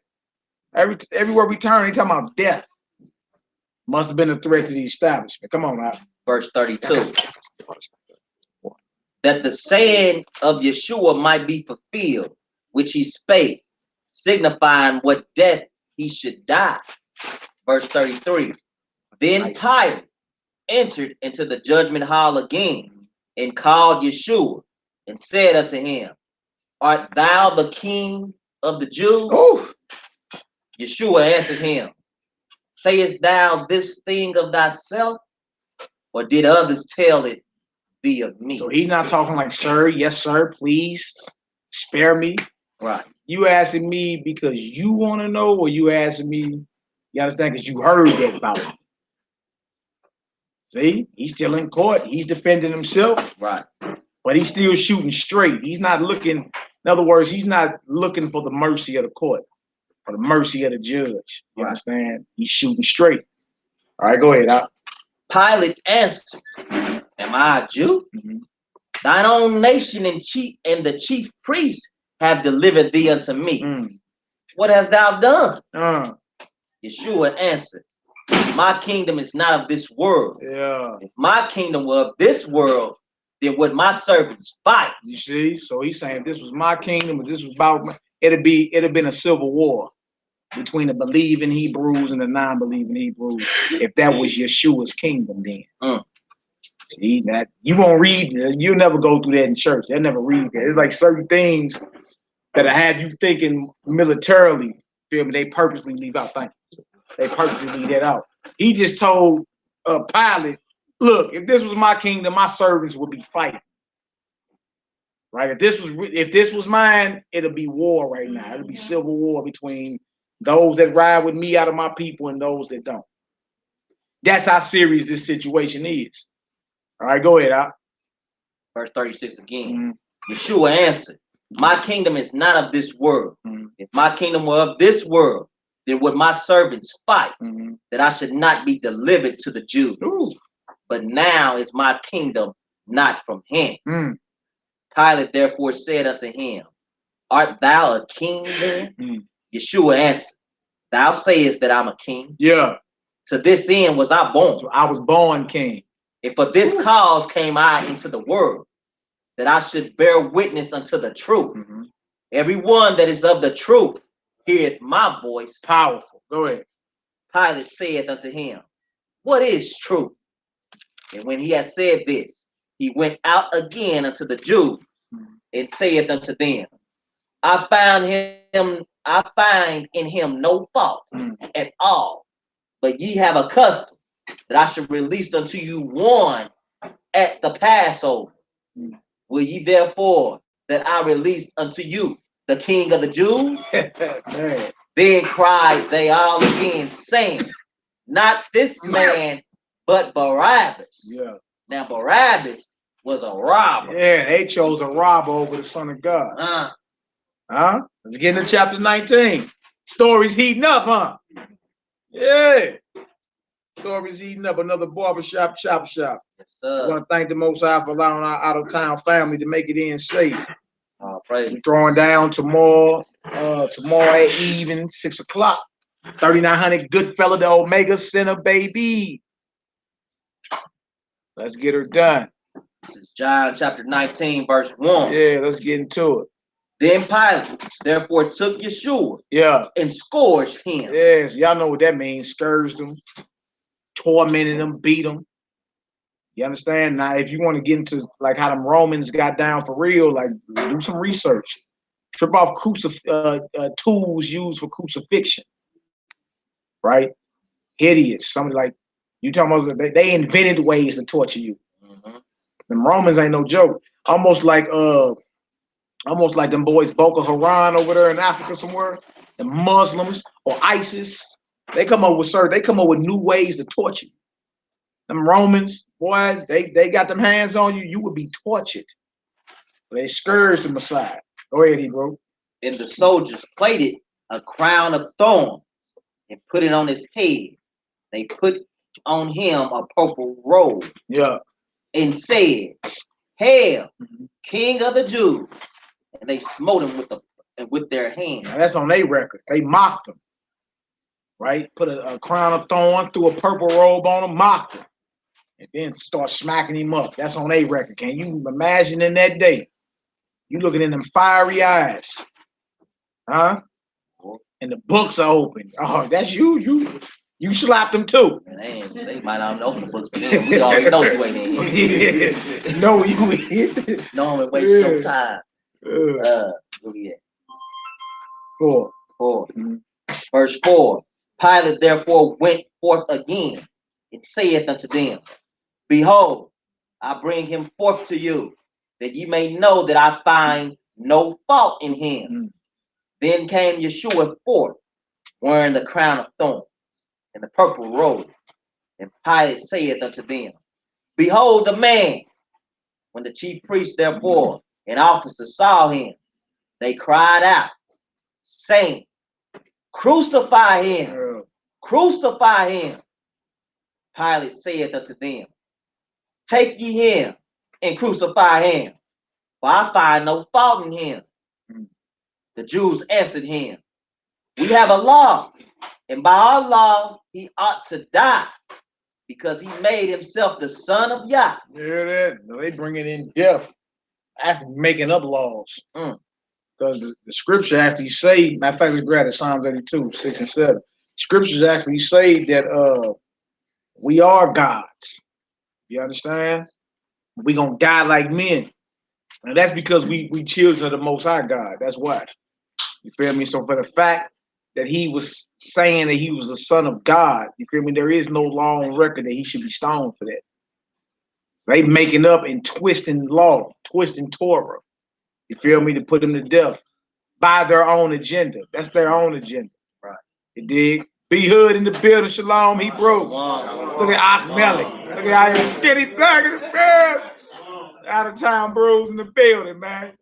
Y'all make yourselves at home, brother. Brothers brought more chairs. Achmelech in the building. Yeah, how you doing, man? Good to see you, man. Skinny black with Kelvin Jack. What up, baby?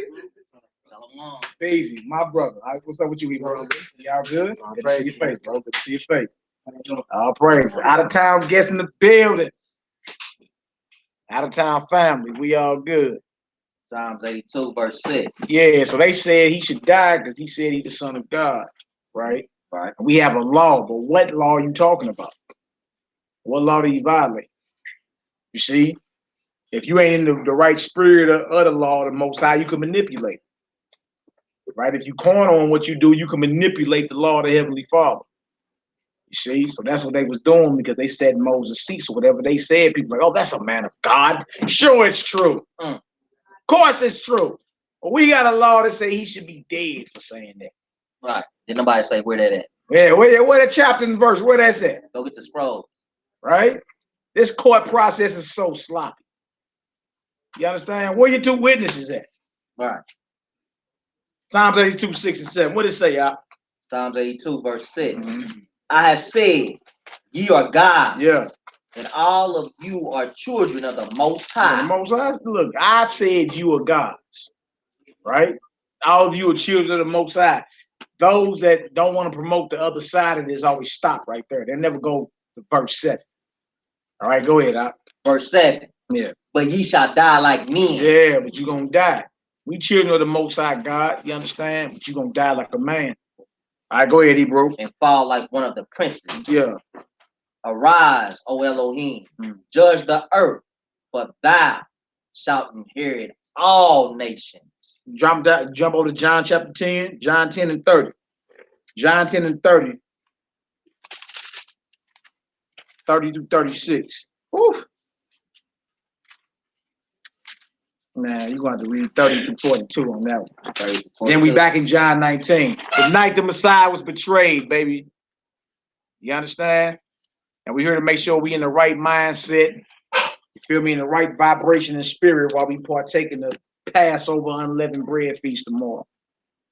Make sure we in the right spirit. It's not the buffet. You understand? Like, we're supposed to be focused on the great things that have happened for us, whether it was us leaving out of Egypt or the sacrifice the Messiah made for us. A serious time, right? Don't lose focus and forget it. It's real easy to lose focus. It's real easy to get cornered. You be arguing with everybody about nothing if you don't check yourself.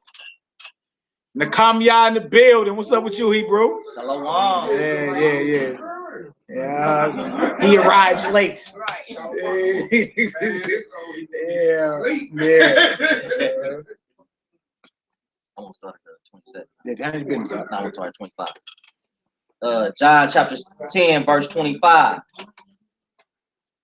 Yeshua answered them, I told you, and ye believe not. Yeah.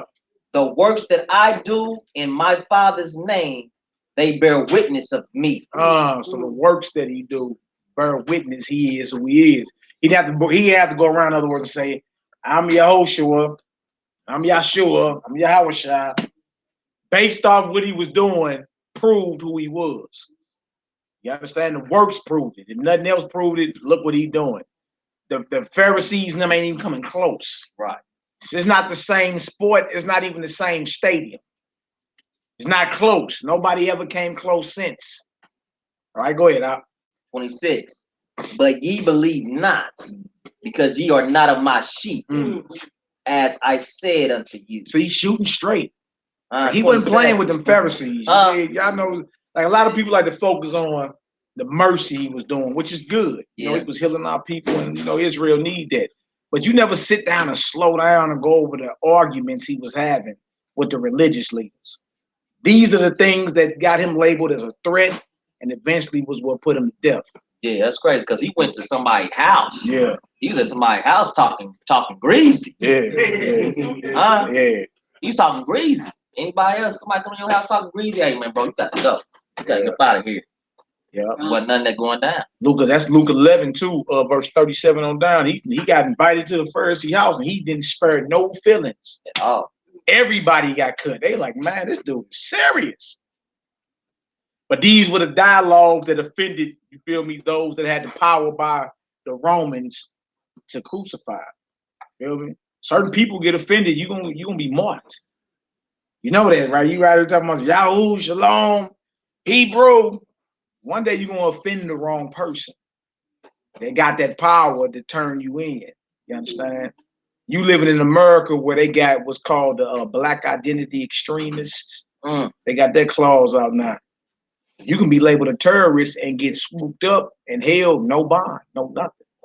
If somebody just think, if the right person get wind of what it is you own, at any time you can be swooped up off the streets.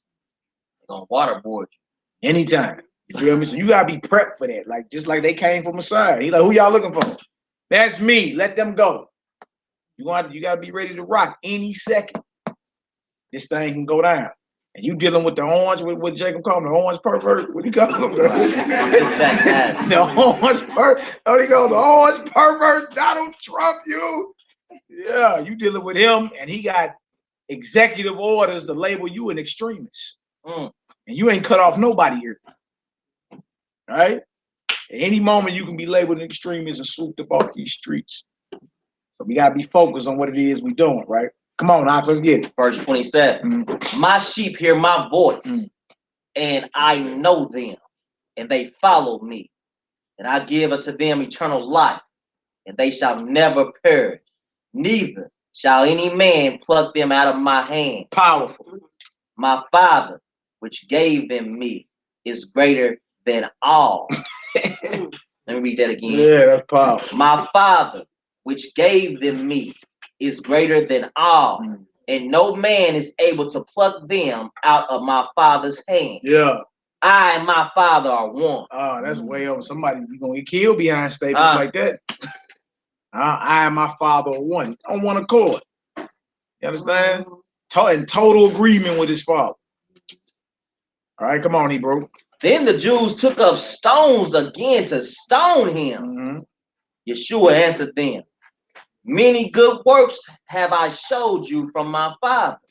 For which of those works do ye stone me? Right, so understand, these ain't the entire Israelite nation, the kingdom of Judah. These are the religious leaders that want to stone him. When you see the Jews want to stone him, none of the Jews accepted Jesus. You hear that too. You be like, that's a lack of study. Many of them, the poor loved the Messiah. Right. It was the religious leaders that had a problem with it.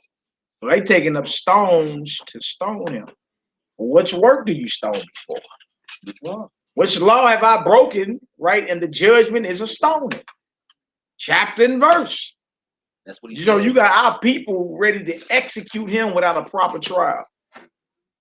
Don't even got their witnesses together. They jump right in their feelings and said stone him. They start picking up stones. Right? Life was under threat way before he even got crucified. You feel me? You got like 40 days out before his crucifixion. They was calling for his stoning. You see that? You see why he had to go duck off and hide up in the garden sometimes? Like, these Hebrews will kill you. Come on, bro, let's get it. 33. The Jews answered him, saying, for a good work we stone thee not, but for blasphemy, and because that thou, being a man, makest thyself Elohim. Yeshua answered them, is it not written in your law? I said, ye are God. We just read it in Psalms 82. Yep, Psalms 82 and 6. Right? They say he worthy of death, but we just read that it's written in your law. I said ye are God. That's what it says. Go ahead, Al. Verse 35. If he called them God, unto whom the word of Yah came, and the scripture cannot be broken. Let me read that again. Yeah, powerful. If he called them God, unto whom the word of Yah came. Who did the word of God come to? Children of Israel. Go ahead, Op. And the scripture cannot be broken. Come on. Say ye of him, whom the Father hath sanctified and sent into the world, thou blasphemest, because I said, I am the Son of Yah. If I do not the works of my Father, believe me not. We constantly stay on the works. Look at my action. Look what I'm doing. If I ain't doing the works I was sent to do, then don't believe. All right, come on now. But if I do, though ye believe not me, believe the works, that ye may know and believe that the Father is in me, and I in him. Therefore they sought again to take him, but he escaped out of their hands. You see how he had to be incog Hebrew. They was always looking to lock him up, catch him up in his word, stone him. You dig? Let's go huddle up and, you know what I'm saying, lock him on up. Right. Got up out of there. You got to know how to do that too. That's a skill. You got to know how to slide in certain times. You feel me? Like, you can't be bow-legged in the shoulders all the time. Like, you finna whoop everybody in here. You got to get little. You got to learn how to just, you know, let me go ahead and slide off and let y'all have it. Let y'all smell each other's breath for a minute. I'm cool. Let me get up out of here. Let him finish. I'm coming to you guys. Go ahead. Finish that off, bro. Verse 40. And went away again beyond Jordan into the place where John at first baptized. And there he abode. And many resorted unto him and said, John did no miracle, but all things that John spake of this man were true. Wow. And many believed on him there. All right, let's go back to John 19. Nehemiah, what you got over there, Hebrew? What's going down? Man, look, it wasn't no easy walking. It wasn't nothing to be proud of. Look, everybody running here claiming they Christian, bragging and boasting. Back then, when you got your head off, yes, sir. But it's true. You know what I'm saying? Yeah. I understand the reason why that's going to always be, because this word, this truth, this walk is enmity against the world. Will not do it. You in there and everybody do neighbor with you. Might be off. Diddly do neighbor. Diddly do neighbors. Yeah. All right, let's go back. We John 19. John 19, right? John 19, verse 8. Well, I'm going to start at verse 7 again. Verse 7. Then the Jews answered him, we have a law, and by our law he ought to die, because he had made himself the son of Elohim. What law is that? Has anybody found it yet? Nope. What law in the Torah say that?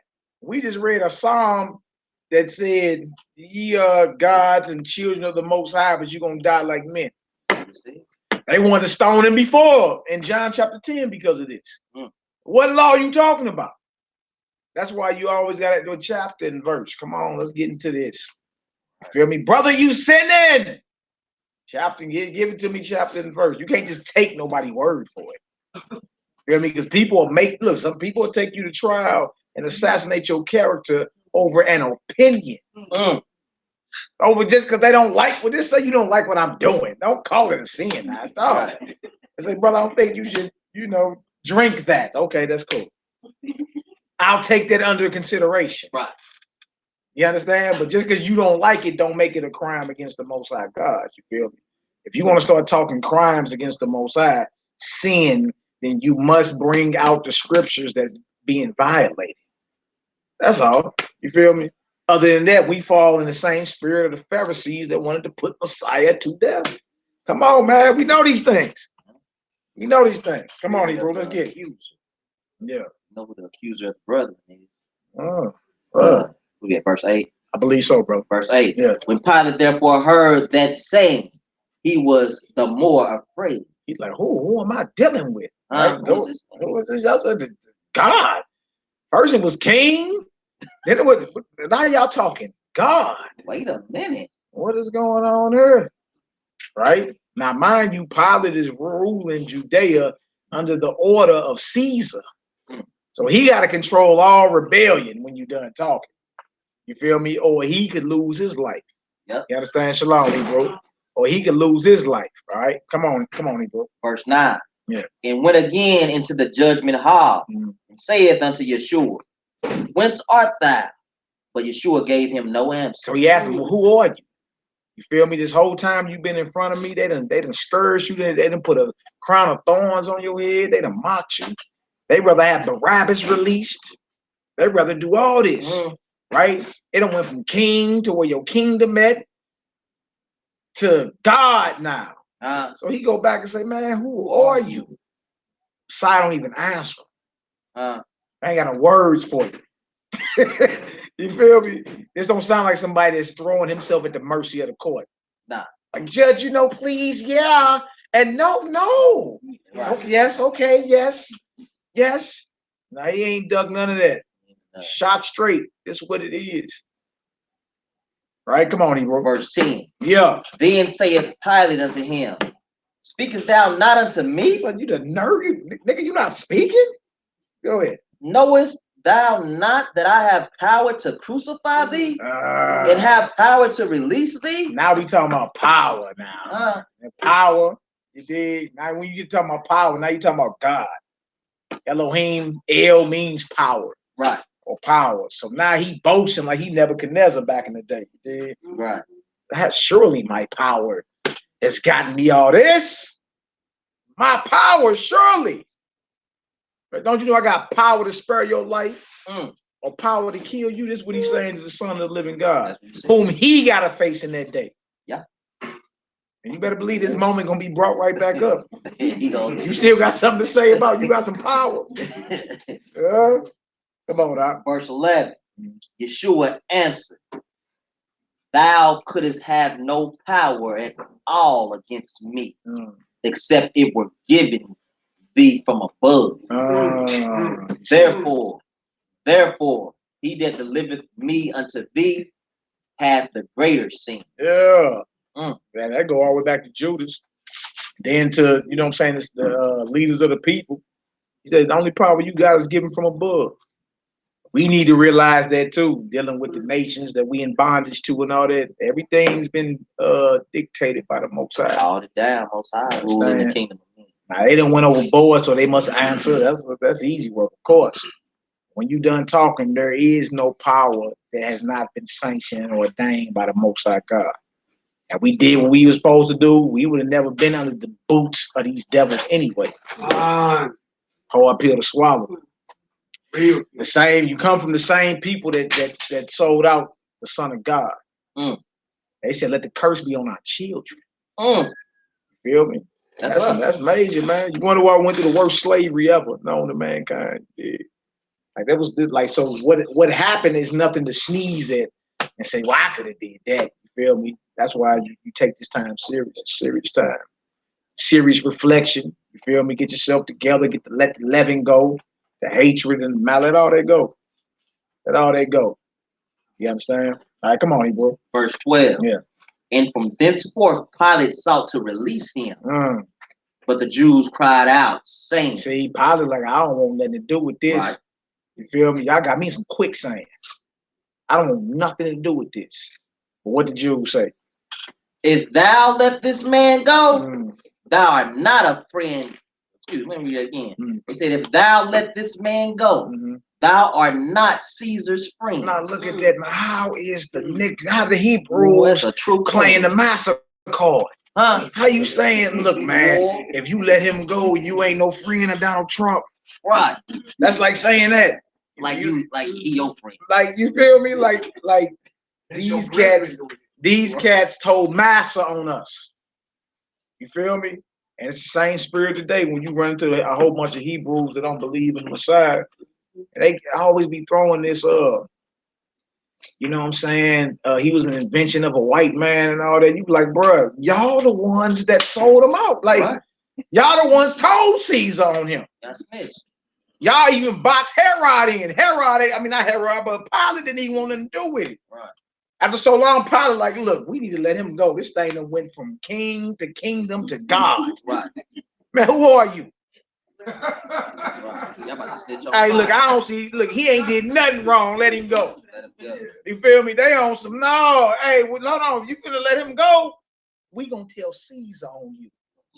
We going over your head, Pilate, which would have been a death sentence for him. They done box Pilate on in. Well, these non-messianics are sellouts when you done talking. That same spirit that deliver you over today. Deliver you over today. They don't look stuff coming down the line like Mark of the Beast and all that. I ain't ready for all that.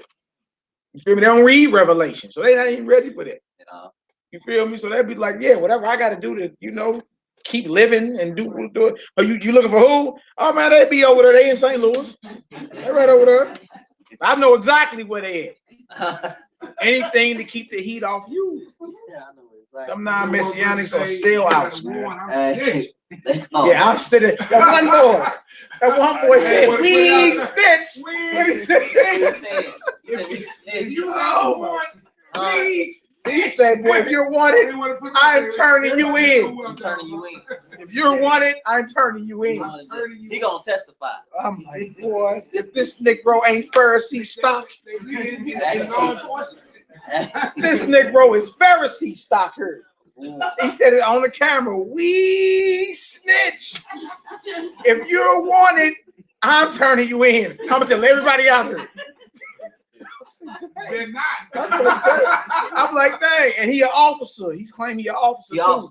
That's what they do though. These the officers and captains locked up Christ. They locked up Messiah. They locked Hamashiach up. That's what they did. It was the officers and captains. They got everybody around here talking about they a captain of 30,000. Right.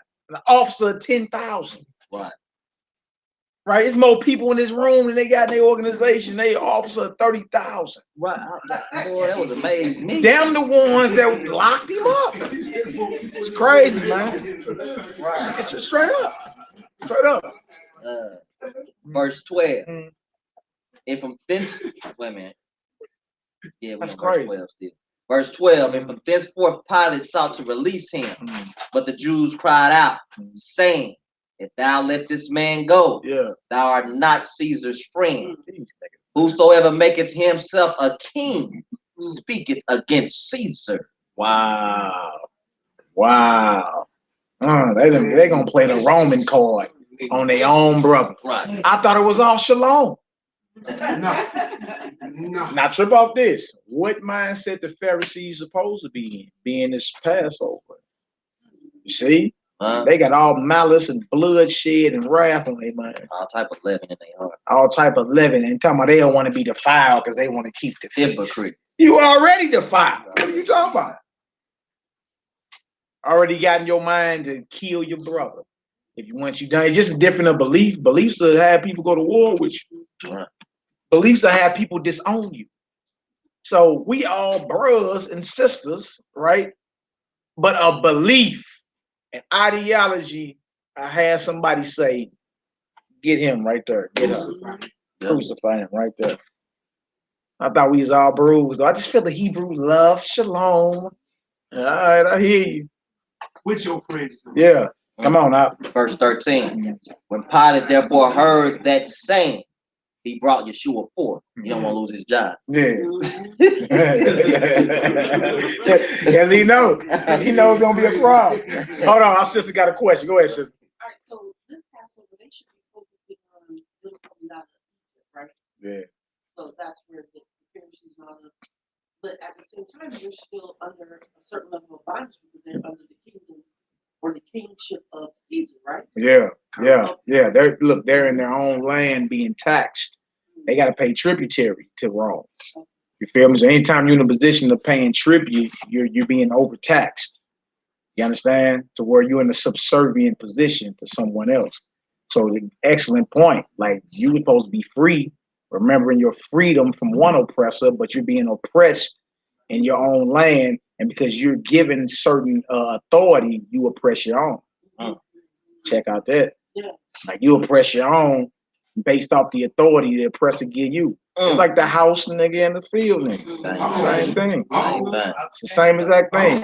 It's the same psychology. White cop, black cop. Yeah. Get pulled over. White cop, black cop. Hey boy.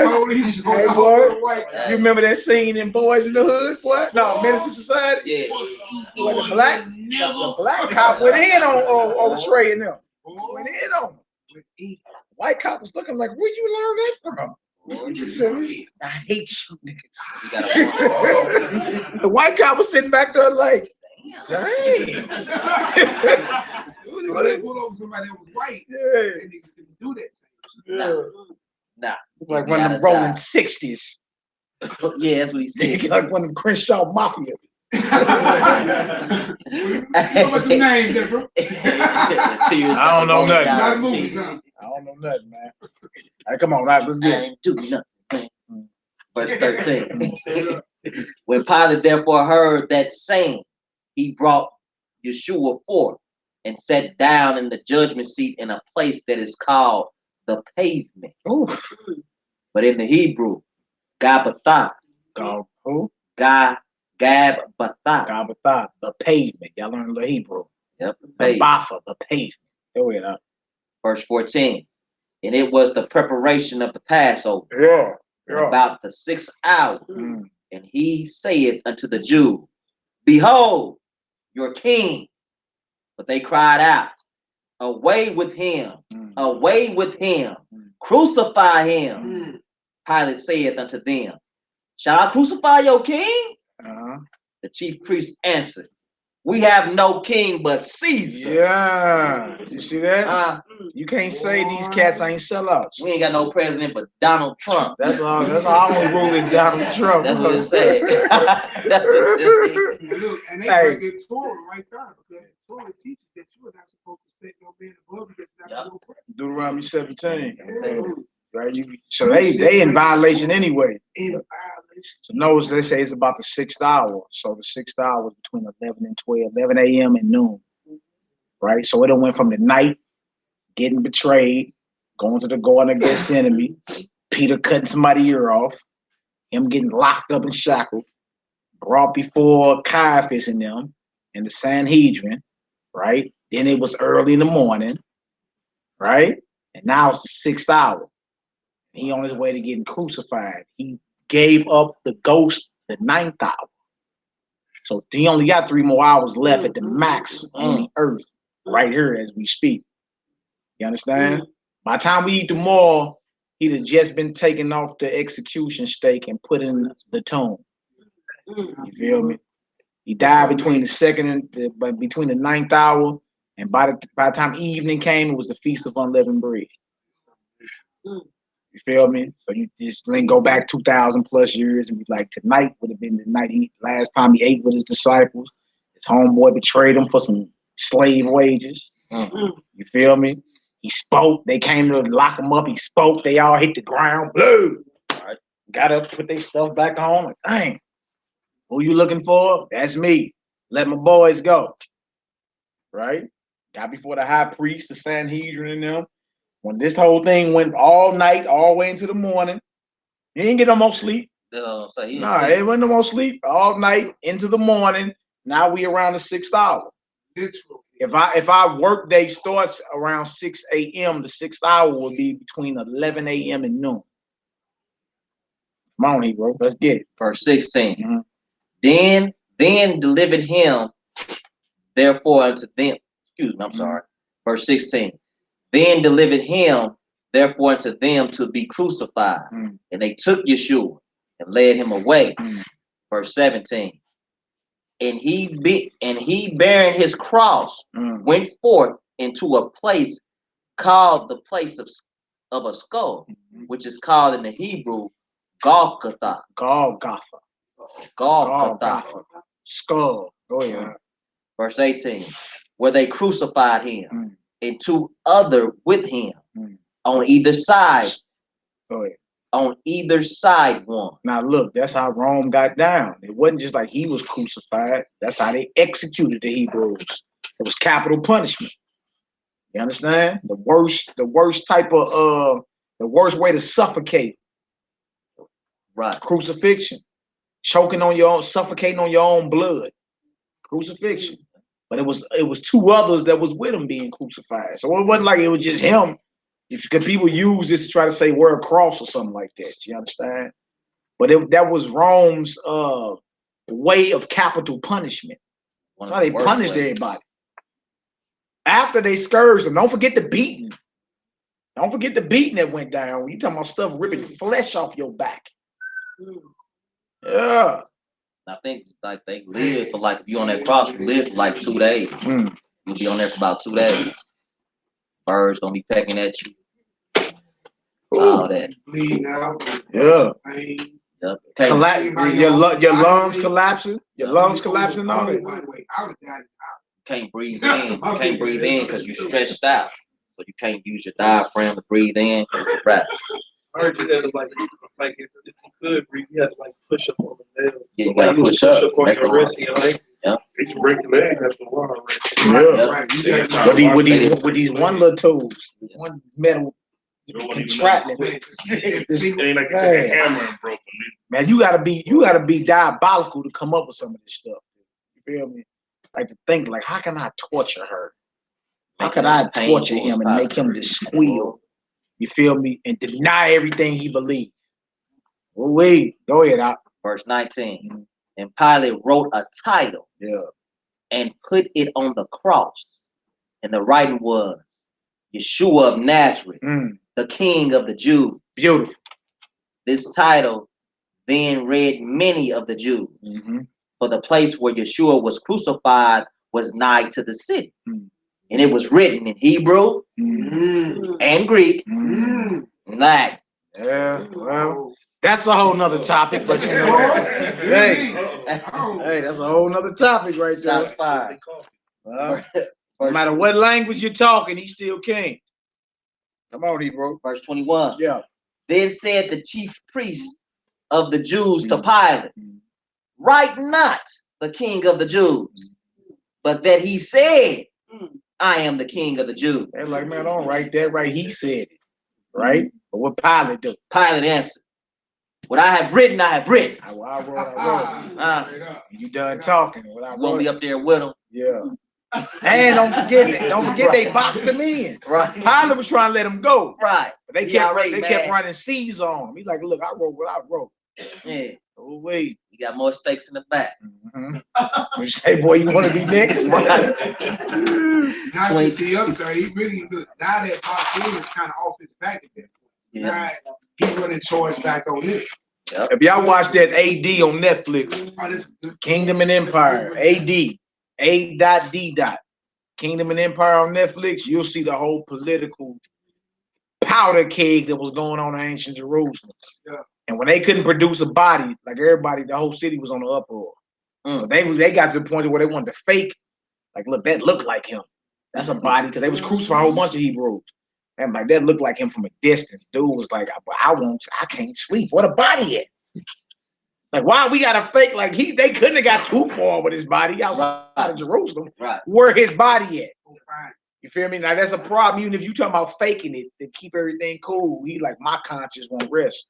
We still ain't got no body. What a body. What a body. Go ahead, Doc. Verse 23. Then the soldiers, when they had crucified Yeshua, took his garments and made 4 parts, to every soldier a part, and also his coat. Now the coat was without seam, woven from the top throughout.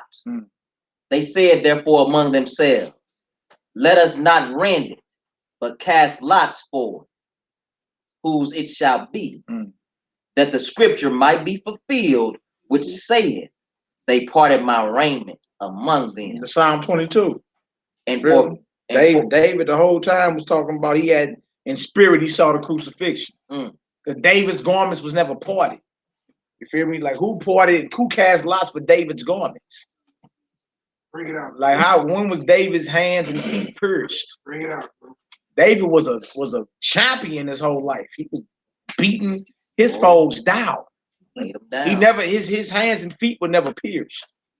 As a matter of fact, let's Bobby dare to go. Nehemiah, you got your script on you? What you doing? Get on him. Get on him. Yeah, get on him, man. He over tripping. Hey, bro, get on Nehemiah, man. He's tripping. Get on him, man. Please don't crucify me. Hey, bro, get on him, man. Psalm 22, 16. Yeah. You've been Ubering all. You've been Ubering all day, huh? Psalms. He said crucified. Crucified that drive.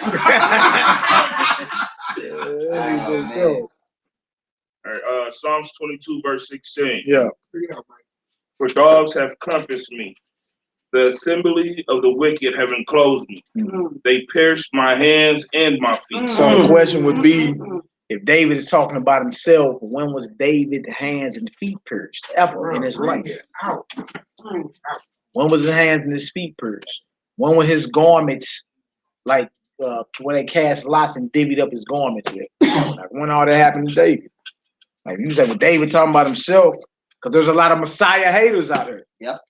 He ain't real. Who was David talking about? When was David's hands and feet pierced? I ain't never known David to be no victim. No, David's Lord. No, David was when they told him, look, if you get 1,000 foreskins of the Philistines, you can marry my daughter. He went go get that. David went and got 2,000 of them and said, give me my bride. You feel me? Like David was straight laying heads down while he was alive. He wasn't never a victim for the most part. Especially he never had his hands and his feet pierced ever. All right, go ahead, Bruce. Verse 17. Hold on. You said what? 2 thieves, 2 Hebrew thieves. 2 Hebrew thieves. Duel Bond, what up with it, Hebrew? Shalom, shalom, man. Yeah, we need some more chairs up in this deal. There's like 6 over here. This chair is over here. We got chairs over here. We all good. We got that herb done up for the feast. I see you, bro. Baby locks. Yeah.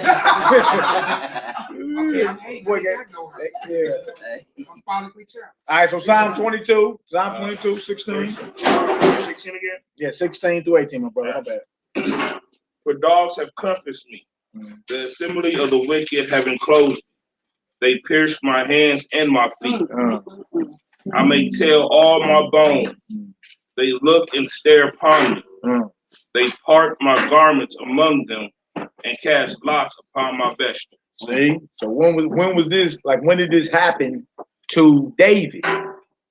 Feel me? Either David is talking about an event that happened to him that's not recorded in the Bible, or he's prophesying about the death of one of his descendants who would be Messiah.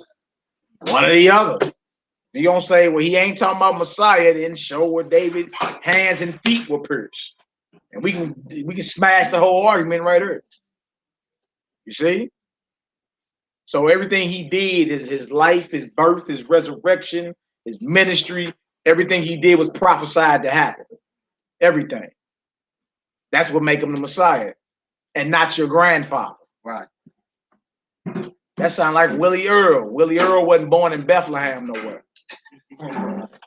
You dig? Just what it is. All right, go ahead. Back in John 19. John chapter 19, verse 24. They said, therefore, among themselves, let us not rend it, but cast lots for it, whose it shall be, that the scripture might be fulfilled, which saith, they parted my raiment among them. Yeah. And for my vesture, they did cast lots. Now, we just read that in Psalm 22. David lived 1,000 years exactly before the Messiah. 1,000 years, talking about a millennium. Right? So that would have to be the spirit of prophecy on him to witness something that will happen 1,000 years in the future. And it came back. These things, therefore, the soldiers did. Verse 25. Now, there stood by the cross of Yeshua his mother and his mother's sister, Mary, the wife of Cleophas. And Mary Magdalene. When Yeshua therefore saw his mother and the disciples standing by, whom he loved, he saith unto his mother, Woman, behold thy son. Then saith he to the disciple, Behold thy mother. And from that hour, that disciple took her unto his own home. Verse 28. After this, Yeshua, knowing that all things were now accomplished, that the scripture might be fulfilled, saith, I thirst. Now there was Now there was set a vessel of vinegar, and they filled a sponge with vinegar, and put it upon hyssop, and put it to his mouth. Mike, grab me Psalm 69:22. Psalm 69:22. Said the scripture must be fulfilled, right? Right. What scripture? Psalm 69:22. Start 21. Psalms chapter 69, verse 21. Let's get it. Let's get it.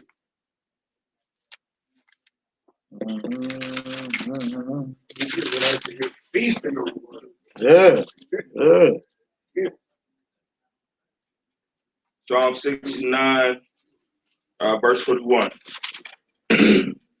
They gave me also gall for my meat, and in my thirst they gave me vinegar to drink.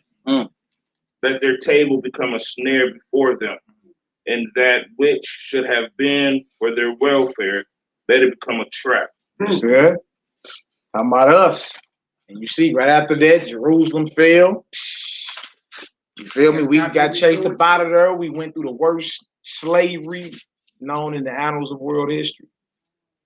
You know what I'm saying? You dealing with a people that actually rejected, the leaders of our people rejected the truth and said, let the curse fall on our children. That's crazy. But I thought you loved your babies. Right. Right? Like, would you ever curse your children? Knowingly? Should I say, would you knowingly curse your children? Go ahead, Nick. What you got over there? You know what, man? Like, when you think about what we said right here, think about how many of our people are responsible for their children to actually eternally come. How many of our people are leading our children to Easter eggs and Easter pagan doctrine just this weekend, during the same time that we should be observing the Lord's Day? You see what I'm saying? How many of our people are leading their children to Christmas, to Thanksgiving, to Halloween, to all these things, right? And I tell people, I put it on paper, I went to Facebook jail behind that one. I said, y'all the reason why your kids eternally burn. Yeah. You are. And then you get mad at God, he's a blood God. We don't understand why God said, listen, Is that what they say, boy? Destroy him. Destroy those women and children. Is that what they say? He's a blood God. Hey, Nate, but you already know if it's thought provoking, get ready for the hate. I mean, it's part of it, man. Who cares? Man, I ain't tripping on no Facebook I just jail. wish I So could get what? my duck off game good. I'm kind of big. I can't get away quick. Come on, E, bro. Where we at? Was you done with that song? Yeah, that was the end of 22. Okay, that was Psalm 69, 21, 22, right? Yeah. So that was about Back to John 19. I'll switch your waters up. John 19. Verse 30. When Yeshua therefore had received the vinegar, he said, it is finished. And he bowed his head and gave up to ghosts. Yeah. The Jews therefore, because it was the preparation that the body should not remain upon the cross on the Sabbath day. Right. For that Sabbath day was a high day. Yeah. Besought Pilate that their legs might be broken and that they might be taken away. Yeah, the first day of unleavened bread is a Sabbath. You feel me? No matter what day of the week it fall on, it's a Sabbath day. First day of the week. We in the preparation for it now. Prep for it. So when you got thousands of lambs to slaughter, it's not like cooking a hot dog on a grill. Like you gotta slaughter all these thousands of lambs and roast it and prepare this entire feast to eat. You understand? So they looking at the next day, which is a high holy day. The first day of unleavened bread is a Sabbath day, even if it didn't fall on a Saturday or whatever. You feel me? Sabbath day. All right, go ahead.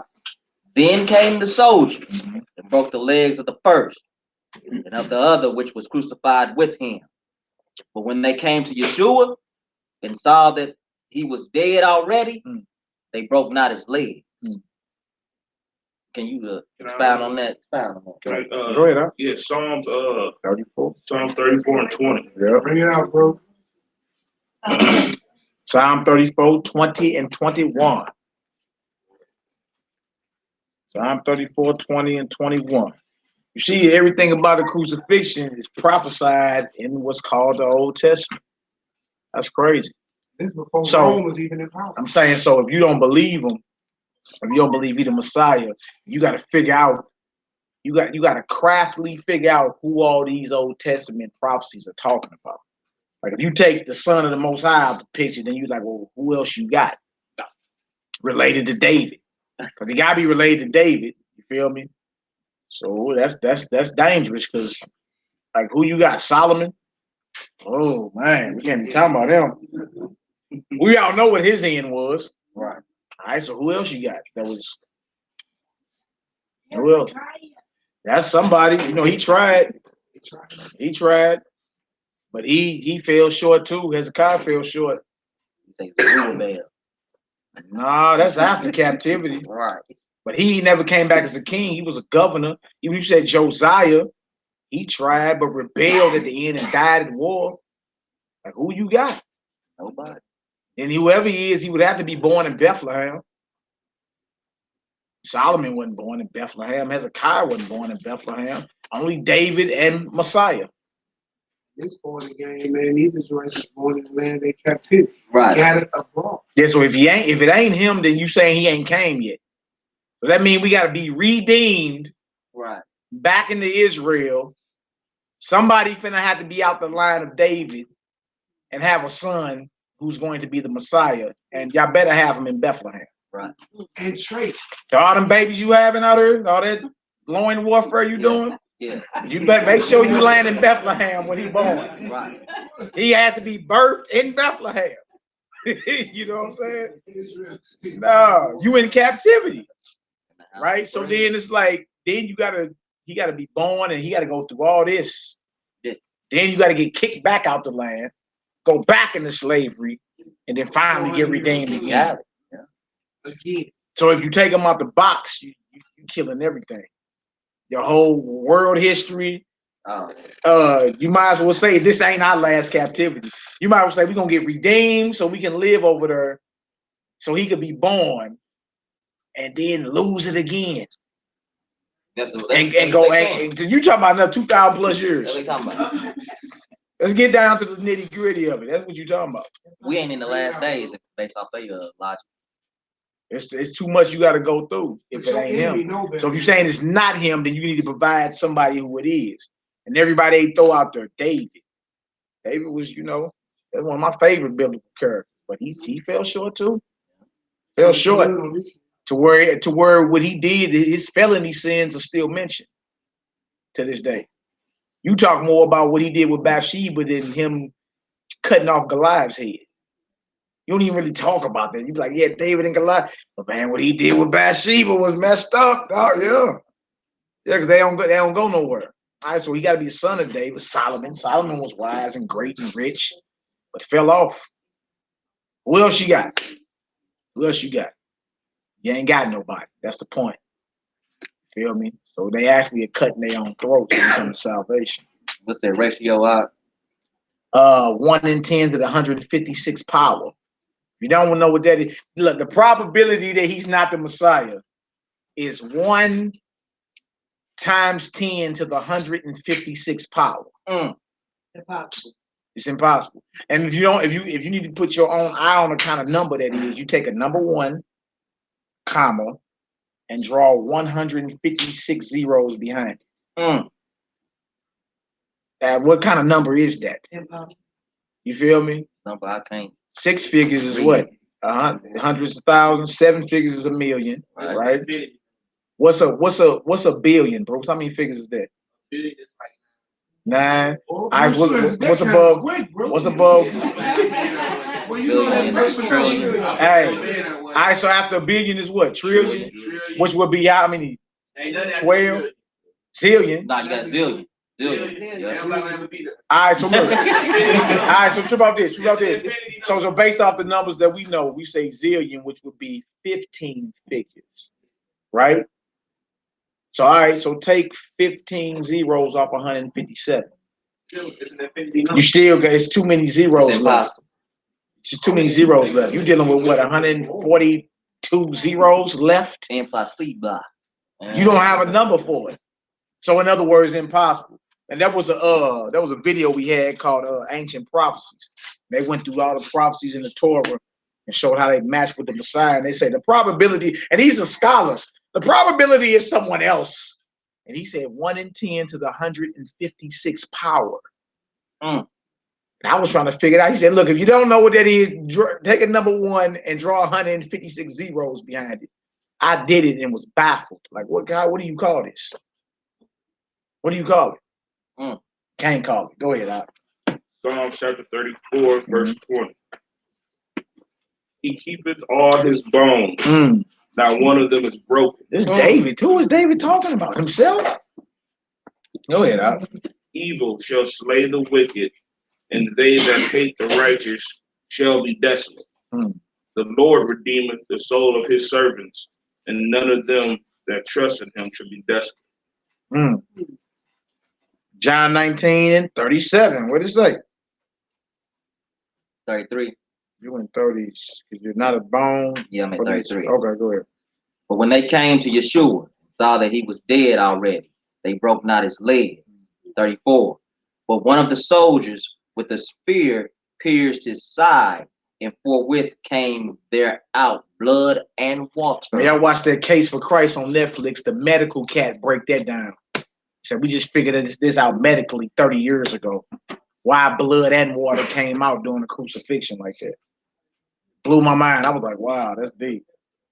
That's deep. He's like, we just figured out 30 years ago, if the heart is doing something at a certain pace and this crucifixion, blood and water would shoot out the side like that. Because the dude was trying to disprove the crucifixion. The dude was like, look, he's like, look, I got a PhD in this medical field. What are you talking about? I'm a doctor. You understand? Like, I done straight wrote a whole medical journal over the crucifixion. And then when he got to the blood and water part, he was like, look, we just figured that out 30 years ago. That's already in the scripture. 2,000 years ago. You can't beat it, man. Go ahead, Ebro. Verse 35. Yeah. And he that saw it bear record. Yeah, they did bear record. Here it is. And he that saw it bear record. And his record is true. And he knoweth that he saith, and he knoweth that he saith truth, that ye might believe. 36. For these things were done, that the scripture should be fulfilled. A bone of him shall not be broken. That's that Psalm 34, bro, just read. Yes, sir. Go ahead. 37. And again, another scripture saith, they shall look on him whom they pierced. Go to Zechariah 12 for me, y'all. Zechariah 12, 9 and 10. Zechariah 12, 9 and 10. All this is scriptures is being fulfilled. That's what proves he the Messiah. Even in his death, scriptures are being fulfilled. Oh, wait. Y'all good up in here? You feasting on his word? Oh, yeah. We only got a few more. We gonna get up out of here, you dig? I know a lot of our people travel. Let y'all get some rest. I'm up all night. But we up in this deal feasting, baby. You say you up all night? Me too. You ain't about that life, baby. Who ain't about that life? Oh, ain't about that life. Ain't about that life. I'm up all night, baby. Y'all seen how I got down last time I came. Yo, Ed, where you at, man? Where your ass been Israel at, man? You supposed to be up here. Ruben ain't getting off to 3. Why we up all night? I mean, we up all night. You look at the cosign. Yeah. That's somebody that don't want to crucify you, man. Crucify her fault. Zechariah 12. Zechariah 12, 9 and 10. 12, verse 9. There you go. Let's get her down. 12, verse 9.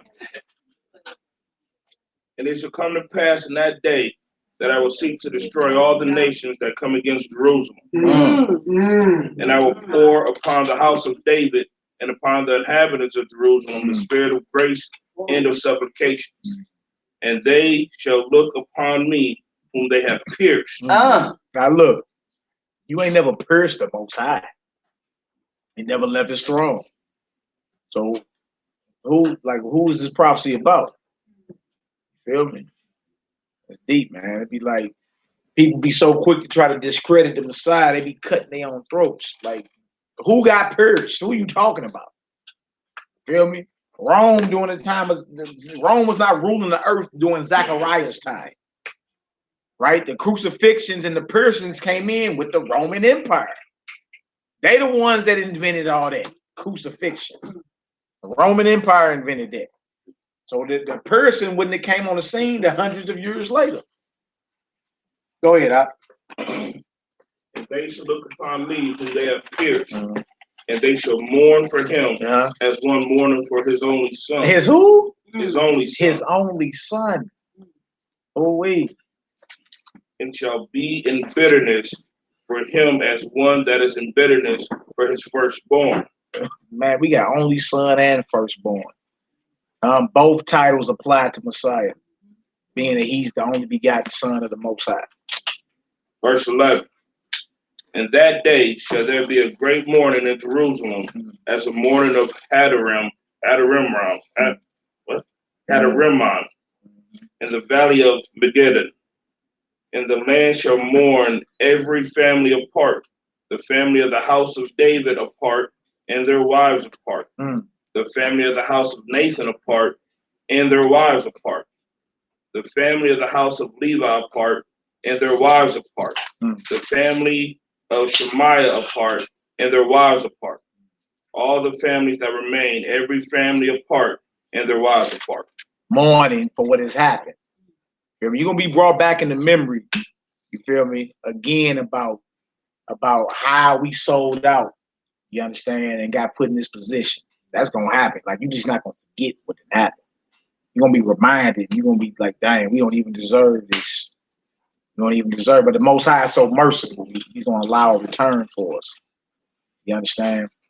All right, let's get on back to this. We almost done, y'all. We in John 19. John 19, verse 38.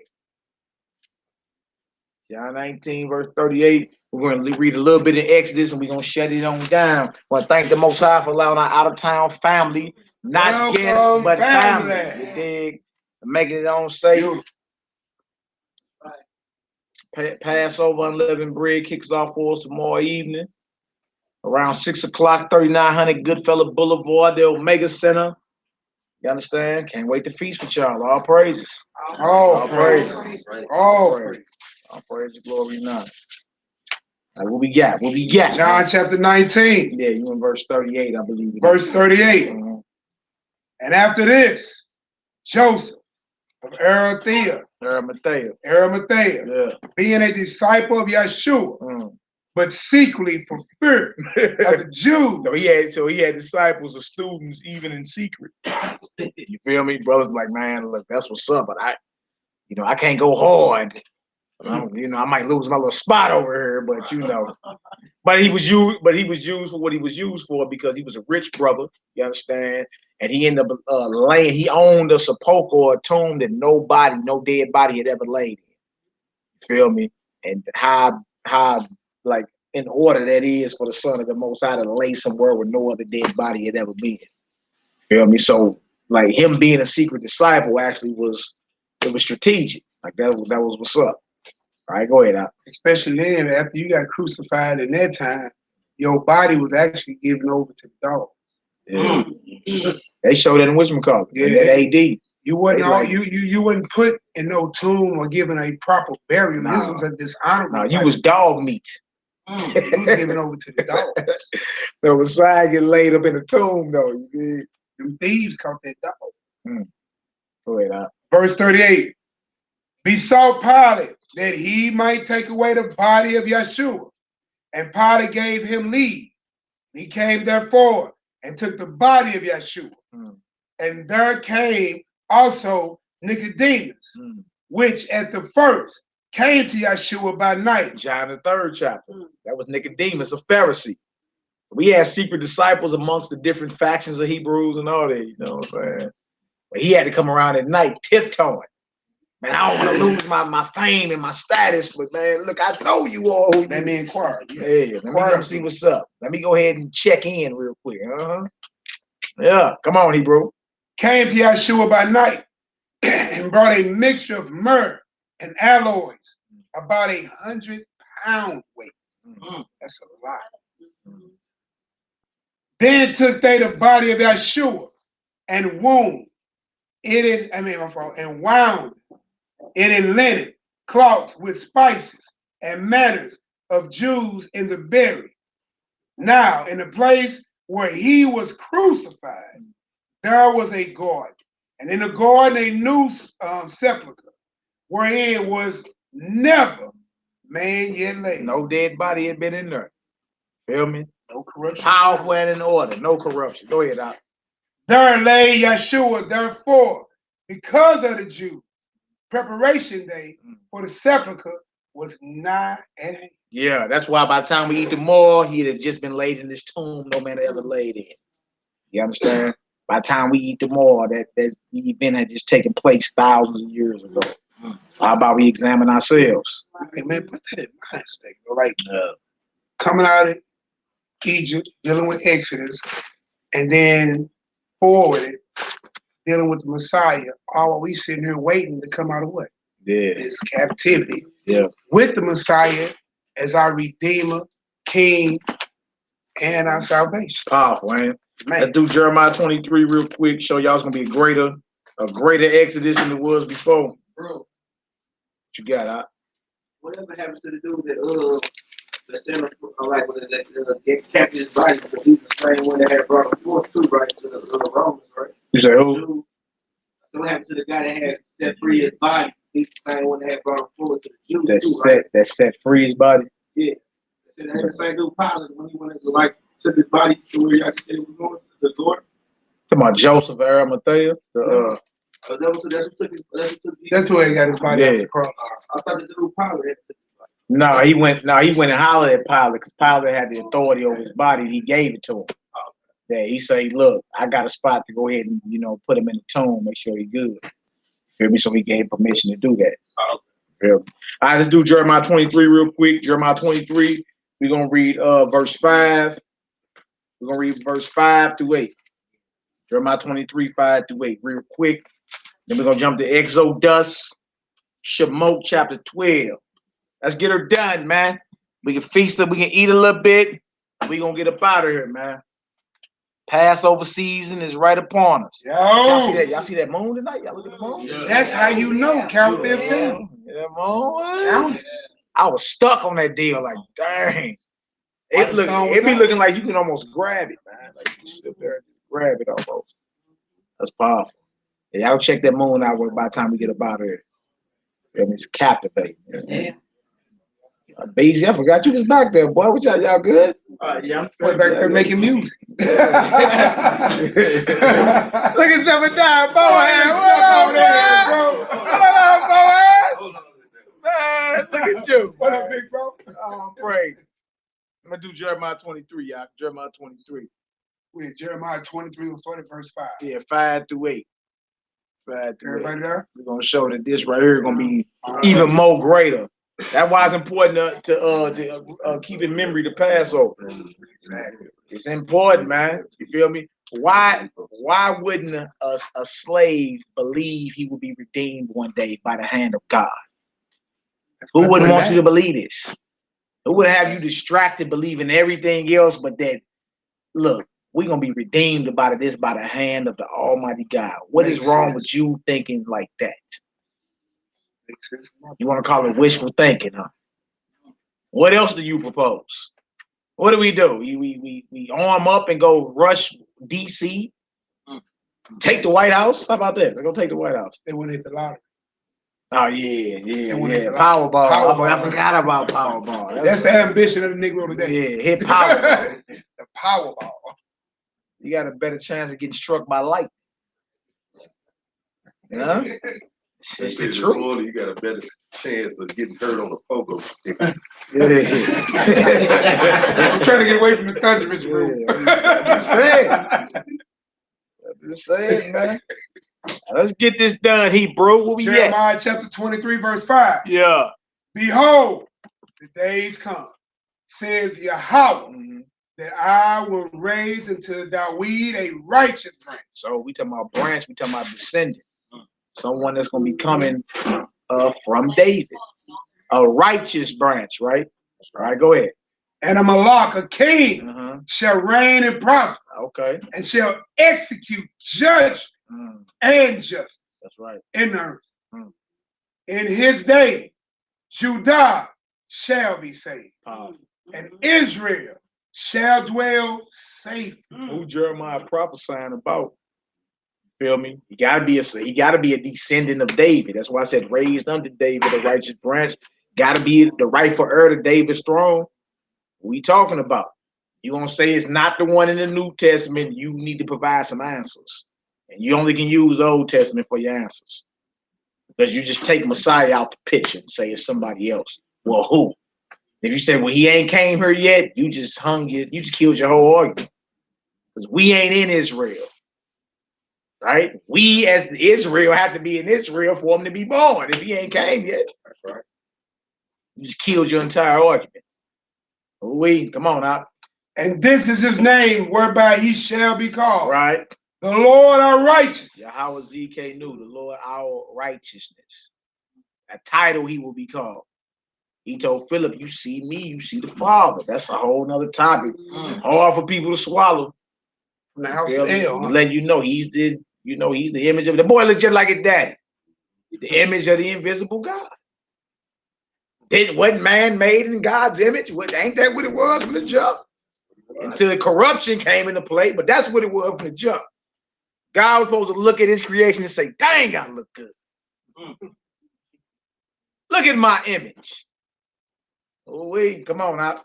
Therefore, behold, the days come, saith Yahweh, that they shall no more say, the Lord liveth, which brought up the children of Israel out the land of Egypt. You won't even be talking about this night no more. There's a greater exodus coming to where it won't compare. Like you don't compare the 2018 to the 1988, nothing. She's driving a 1988 Cadillac. Can't compare to that 2018. It's just greater in glory. In this day, it was the deal. It was the deal in this day, but there's a greater exodus coming to where you won't even bring up Passover no more. You can be like, boy, Most High put it down when he grabs us from them four corners. Bang. Yeah, go ahead, out.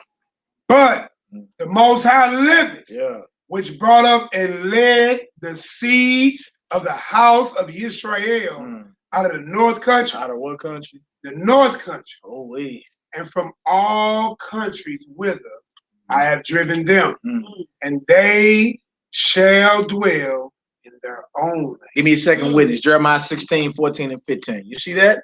The day coming where the Passover won't even be brought up no more. He got to gather. Being Israel is not in one central location. You feel me? That means everything got to be magnified. The plagues got to hit worldwide. The miracles got to happen worldwide.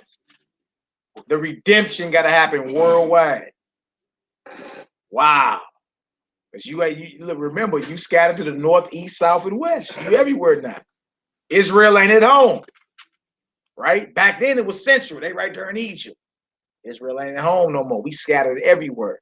But the Most High said, you mine, and I'm coming to grab you. With a mighty hand and stretched out arm and fury poured out, will I rule over you. But you talking about divine intervention. So powerful and so great, you won't even bring up Passover no more, man. Oh, wait. Working hard like a Hebrew slave, huh? Huh? Yeah. Somebody don't want you thinking on that vibration right there. Right? You got a special connection with the Most High God. And if you know how to holler at them, you get results quick. You just got to know how to holler. I mean, you got children. You got to have them little babies. Huh? Wake up crying, all bets are off. That little baby wake up and run the house. All bets are off. She starts screaming. Well, you speaking from your own personal yes. Babies run the house. I heard that I know what you're talking about. Babies run the house. Like they get to crying, get bets off. Lights get to coming on, bodies get to hitting the floor. Like, what happened? What's wrong? You feel me? So if you cry out a certain way, like your child know how to get your attention, you get results. Right? That's what they feared. You connecting back to your source, your power. Ooh. Believing in something higher. Faith. You understand? Fully persuaded. You got me Jeremiah 16, 14, 15.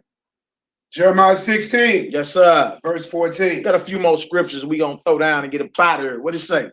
Therefore, behold, the days come, said the Lord, that it shall no more be said, the Lord liveth, that brought up the children of Israel out the land of Egypt. But the Lord liveth, that brought up the children of Israel from the land of the north, from all lands, whither he has driven, and I will bring them again into their land that I gave unto their fathers. You see that right there? That's powerful. And that's something he guaranteed and promised. So there's no reason for us to, you know what I'm saying, fear, worry, doubt any of that. Ain't no reason for all that. It's even more of a reason to make sure we honor and serve him the way he wants. You understand? Like if you got something like this and then got down for you repeatedly, you owe him every fiber of your being when you praise and worship him. It's just what it is. You feel me? And it's beautiful. It's spiritual substance. The children can ask, why do we do this? This is why we do this. You understand? They grow up thinking they superheroes now. Yeah. Yeah. You relate to who? Yeah, them right there. They get all the comic book characters from your forefathers. Yes, one of y'all can chase 1,000. Two of you can put 10,000 to flight. Simeon and Levi laid a whole town flat for messing with their sister. You feel me? That make them think like, dang, for real? They start thinking different. You feel me? And instead of thinking like, you know, I'm gender neutral. That's what they on the babies now. They pushing gender neutral agenda now. That's Bobby. He wants to play with a doll. It's okay. Nah, we gonna stand up and let our people know what time it is and raise these short leggers in the right vibration. Right. You dig? That way they be even more powerful than us. I mean, what's worse than me than 10 of me? Oh, God, that's a problem. 10 of this Hebrew? Yes. And they all riding with the Most High. Now imagine the whole nation. It's all short leggers. Warrior sons and virtuous daughters. Oh, you talking about a short 20 years, we got a takeover. Running numbers. Yeah, man, I ain't gonna run all the numbers right now. All right, look, then we Exodus 11, real quick. We're gonna do chapter 13, a little taste, and we're gonna get up out of here, man. He's talking about running numbers, boy. We be here all day running numbers. All praise. All praise. Good to see y'all face up in here. Sister Alicia Edwards, what up, she, bro? All praises. Glad everybody made it, man. All praises. Most High is truly great. Truly great. Most High is truly great. Exodus 11, hit 11, sort of 1. It's a short chapter, yeah. It's real short. Let the Most High get down, bang. Right. Let's see. Exodus chapter 11, verse 1. And the Lord said unto Moses, yet will I bring one plague more into Pharaoh and into Egypt. Afterwards, he will let you go hence. And when he shall let you go, he shall surely thrust you out hence altogether. Speak now in the ear of the people, and let every man borrow of his neighbor, and every woman of her neighbor, jewels of silver, jewels of gold. The Lord gave the people favor in the sight of the Egyptians. Moreover, the man, Moses, was very great in the land of Egypt. That's right. In the sight of Pharaoh's servants and in the sight of the people. Moses said, thus said the Lord, about midnight will I go out in the midst of Egypt, and all the firstborn in the land of Egypt shall die. The firstborn of Pharaoh that sitteth upon his throne, even unto the firstborn of the maidservant, and that is behind the mill, and all the firstborn of beasts. And there shall be a great cry throughout the land of Egypt, such as there was none like it, nor shall like it anymore. But against any children of Israel shall not a dog move his tongue, against man or beast, that ye may know how the Lord does put a difference between the Egyptians and Israel. See? So as he was putting destruction on them, he was redeeming us. Not even, look, and our animals was even protected against man or beast. It's mighty God, man. You feel me? And let it be known, like, look, there's a difference between you Israelites and you Egyptians. Today we on a Kemetic high today. Everybody's hotepping. You feel me?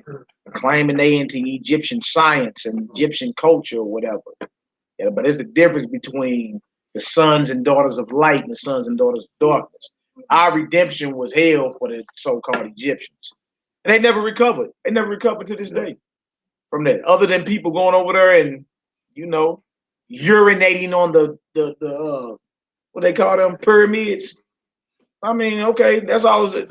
Like, Egypt is not known for no type of cash crops in it. It was the most powerful nation in the world. It's been reduced to people coming to look at pyramids and the Sphinx and urinating on them. That's it. That's all you got. It never recovered. It's been a dust bowl ever since. Go ahead, Doc. You know, it's another thing about you talking about the animals. Like, they even go back to you think about Adam.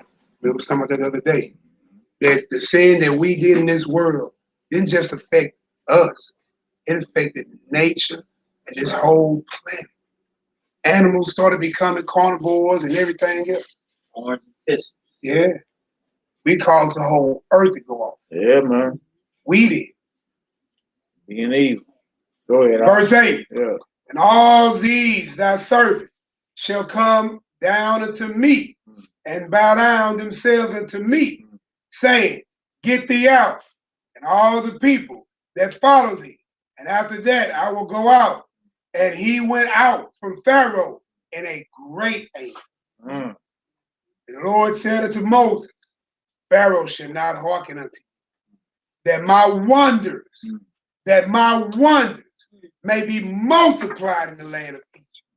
And Moses and Aaron did all these wonders before Pharaoh.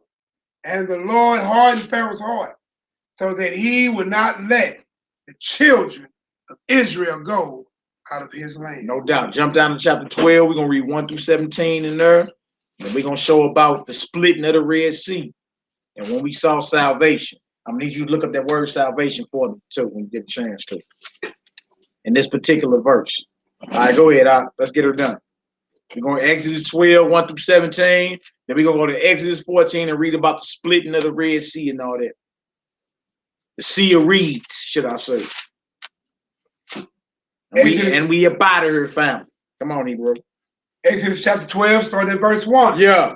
And the Lord spake unto Moses and Aaron in the land of Egypt, saying, This month shall be unto you the beginning of months. So you hear Hebrew saying Happy New Year around this time. Those that ain't conscious say y'all about 4 months late. New Year was January 1st. But for those that's in the knowledge and this thing of ours, we understand that New Year is springtime. Life is coming back into the earth. The grass is greener. The birds are singing. And the buds are budding. That's what New Year is. So you heard people saying Happy New Year tomorrow. We've been saying it ever since about 14 days. About 14 days, then we've been saying Happy New Year. You feel me? But this is the beginning of our months. It's not January the 1st. Yeah, the month of Abil, which alludes to mature crops. All right, go ahead. This month shall be unto you the beginning of months. Yeah. It shall be the first month of the year to year. That's right. Speak ye unto all the congregation of Israel, saying, In the 10th day of this month, they shall take to them every man a lamb, according to his house, of their fathers, a lamb for a house. And if the household be too little for the lamb, let him and his neighbor next unto his house take it according to the number of the souls. Yeah. Every man according to his eating shall make your count for the lamb. Everybody make their count for it. Now we know the lamb is Messiah. So you should be celebrating Passover, not believing in the Messiah. Everybody must get a count for the lamb. Man. Man. Right? Everybody must get a count for the lamb. If you don't believe in the Messiah, then you wasting your time. You shouldn't be feasting with us at all. You'll destroy yourself. Real talk. That's what the scripture said we read earlier. If you eat it unworthily, you're going to eat damnation unto yourself. For this cause many are sick, weak, and dead. Like, dang, Bruce had to look away on that one. Bruce looked away like, dang. Nah, just take it serious, man. Just take it serious. All right, come on. Verse 5. Your lamb shall be without blemish. Without what? Blemish. So that right there is symbolic for the Messiah never sinning. That's why he was without blemish. Right? If that's the case, the lamb that we go get from the slaughterhouse, one of y'all need to be inspecting it. What up, twin? Just shalom. Shalom. Your sisters and all that red. There you go. Come on now. Verse 5 again. Lamb shall be without blemish. Yeah. A male of the first year. Ye shall take it out from the sheep and from the goat. And ye shall keep it up until the 14th day of the same month. And the whole assembly of the congregation of Israel shall kill it in the evening. And they shall take of the blood and strike it unto the two side posts and on the upper doorpost of the house. So when y'all come to 3900 Goodfellow Boulevard, y'all might want to have something to block the blood from dripping off the door. Y'all sure niggas got blood. Like, is this real blood? Like, what's going on? No, but see, y'all see how it's all symbolic. Feel me? You got to believe in the Lamb of the Most High, and then His shed blood or the sacrifice that was put down. The belief brings you into the bond of the covenant. So you won't see lamb blood over the door when you walk up in there tomorrow. You understand? Because the lamb that we eat is not the Passover lamb. The Passover lamb is the Messiah, the Son of the living God. So everything is symbolic, actually. You feel me? And then, your mind. Your heart is your mind. You understand? So anybody, again, not believing these things, they need to be doing this to the letter then. They need to go find them a lamb, comb that sucker with a fine tooth comb to make sure ain't not one speckle on it. Right? The lamb should have been killed about 4 days ago. And you got to take that blood and wipe it over the doorpost of wherever you keeping Passover at. So the lamb can't have spots and stuff on it. Yeah, it ain't no spots or nothing on it. Right? It was all symbolic. You feel me? It was all foreshadowing of the coming Messiah. And even those that don't believe him, they keep Passover. They not, look, them Negroes ain't going out to the farm and to the slaughterhouse to make sure that that lamb is unblemished. Stop it. It's not happening. And they not taking lamb blood and painting it over their door. Y'all know better. Ain't none of that happening, period. So it all would have to be symbolic about something or someone that they keep telling you, take your eyes off of. You dig? Shalom, Mark. Shalom. All right, come on, Hebrew. Let's get it. Verse 8. Yeah, you sit right there. You all good. Go and they shall eat the flesh in that night, roast with fire. Yeah. So we can't boil it. Say roast that sucker with fire. You dig? You can't boil it. You can't eat it raw. No, we eat our food well done anyway. It's in our blood. We're not supposed to be eating blood anyway. Right? We in Exodus 12, Hebrew. Exodus 12, verse 8. Exodus 12 and 8. All right, come on now. Roast with fire. And unleavened bread. And with bitter herbs. Ooh. They shall eat it. Wait till y'all taste that. Oh, wait. I tried to go hard my first time, too. I went hard. I swallowed the whole. Woo! Woo! About put me in the hospital. It's serious. He was breathing. So look, don't look at these small little chunks of horseradish root as look, oh, that's nothing. Don't look at it like it's a little syrup or a little cough drop. Oh wait, get yourself together. These Bruce know what that bit hurt, bro. Slapping the back of your head like, wow. Woo! Woo! I love the Lord. Yeah. You calcify your third eye real quick. Real quick. Come on, Hebrew, let's get it. Verse 9. Yeah. Eat not of it raw. Yeah. nor sodden at all with water, but roast with fire. His head with his legs, with the buttered. Hey man, what you saying, man? Pertinence, man. Pertinence. Yeah, come on, Put me on there. Come on, man. Yeah, supposed to be a scholar, brother. What are you doing? The next word said thereof. Hey, bro, we're hungry. And ye shall let nothing of it remain until the morning. And then which remaineth of it until the morning, ye shall burn with fire. Power. Verse 11. And thus shall ye eat it. This is how you eat the Passover. This is the mind you ought to be in. Come on. With your loins girded. Yeah, so you know yourself, in other words, with a prepared mind. Feel me? Not what they used to say, your eyes bigger than your stomach and all. No, you know, they said back in the day. No, a prepared mind. Loins girded. Right? Come on, Rock. Your shoes on your feet. Yeah. And your staff in your hand. And ye shall eat it in haste. You see that? The holy Passover, we don't waste. We eat it in haste. We eat that in haste. So we supposed to be like the Matrix up in that deal. You ready? Because look, we could be leaving captivity. You sitting there fighting, your feet all up on the table, belly hanging out, and y'all talk about me. Y'all talk about me.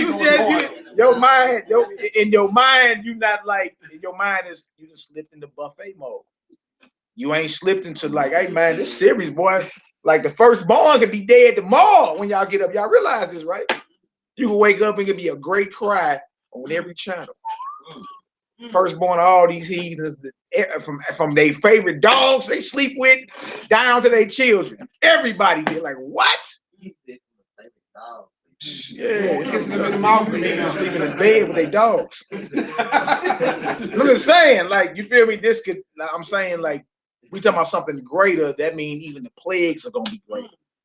Feel me? So it ain't too far fetched to be like. So it's just there to keep you in the mindset of we're leaving captivity.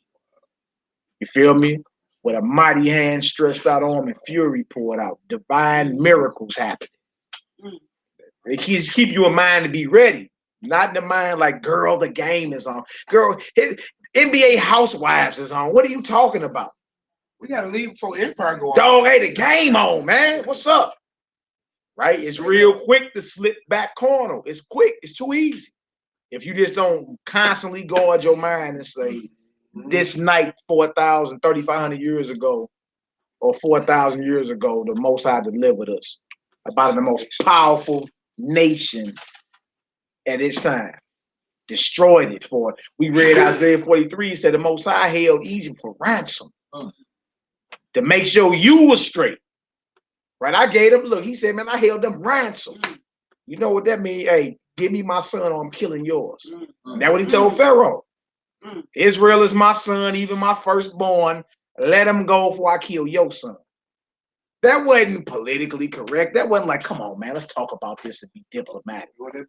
That was like, look, let my people go before hula hoop size hell falls out the sky. Yeah, it's a hit. Like, you can't play. Like, power only respects power, man. You can't come be diplomatic. Like, how you gonna be diplomatic with Donald Trump? How? He only know power and money. You can't tell. Hey, Don, let's shoot the breeze. No, it's not happening. He only respect power. Pharaoh would only respect power. All right, come on now, let's get it. It is the Lord's Passover. That's right. Eat it in haste. Come on. For I will pass through the land of Egypt this night, and will smite all the firstborn of the land of Egypt. So it wasn't the devil doing this.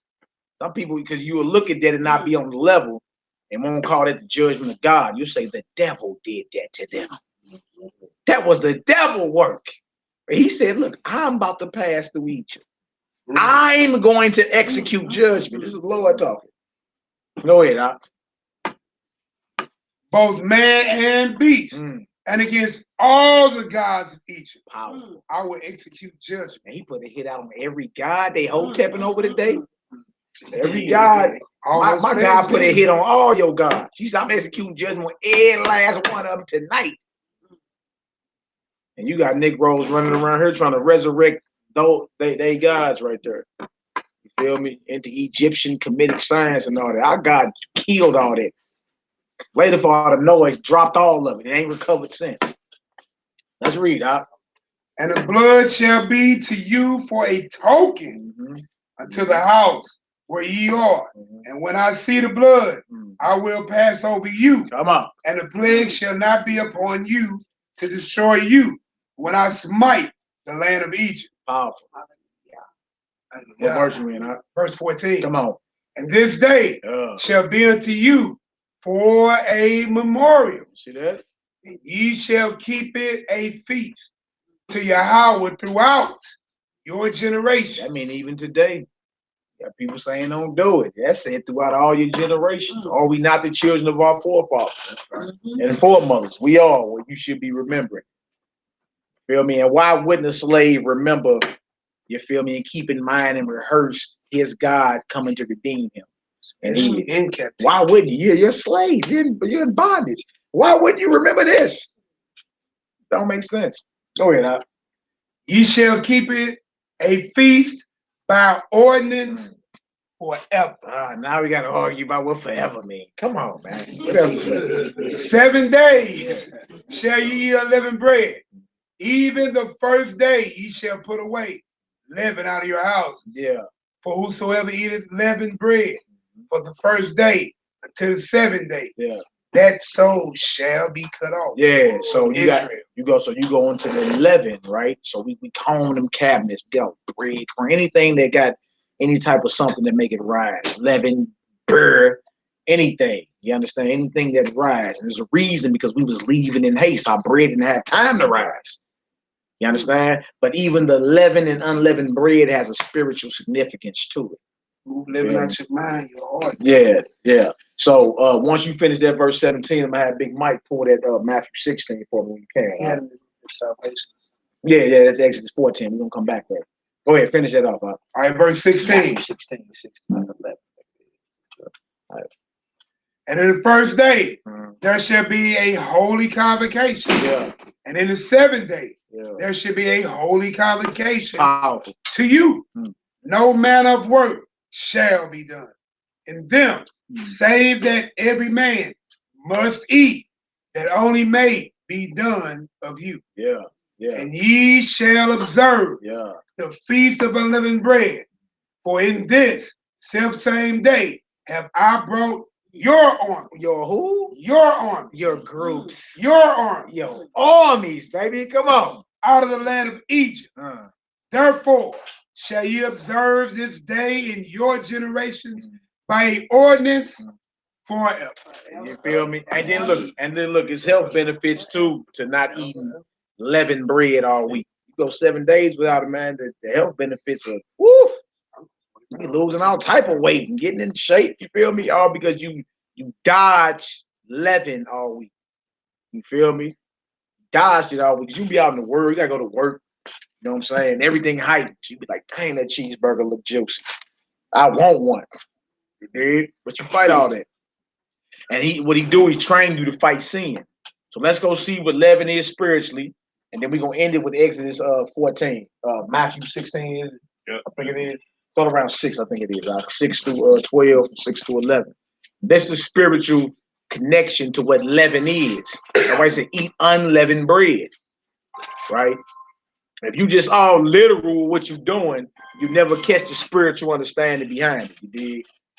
Whether it's the lamb, whether it's the unleavened bread, whether it's the blood, whether it's the bitter herb, any of it.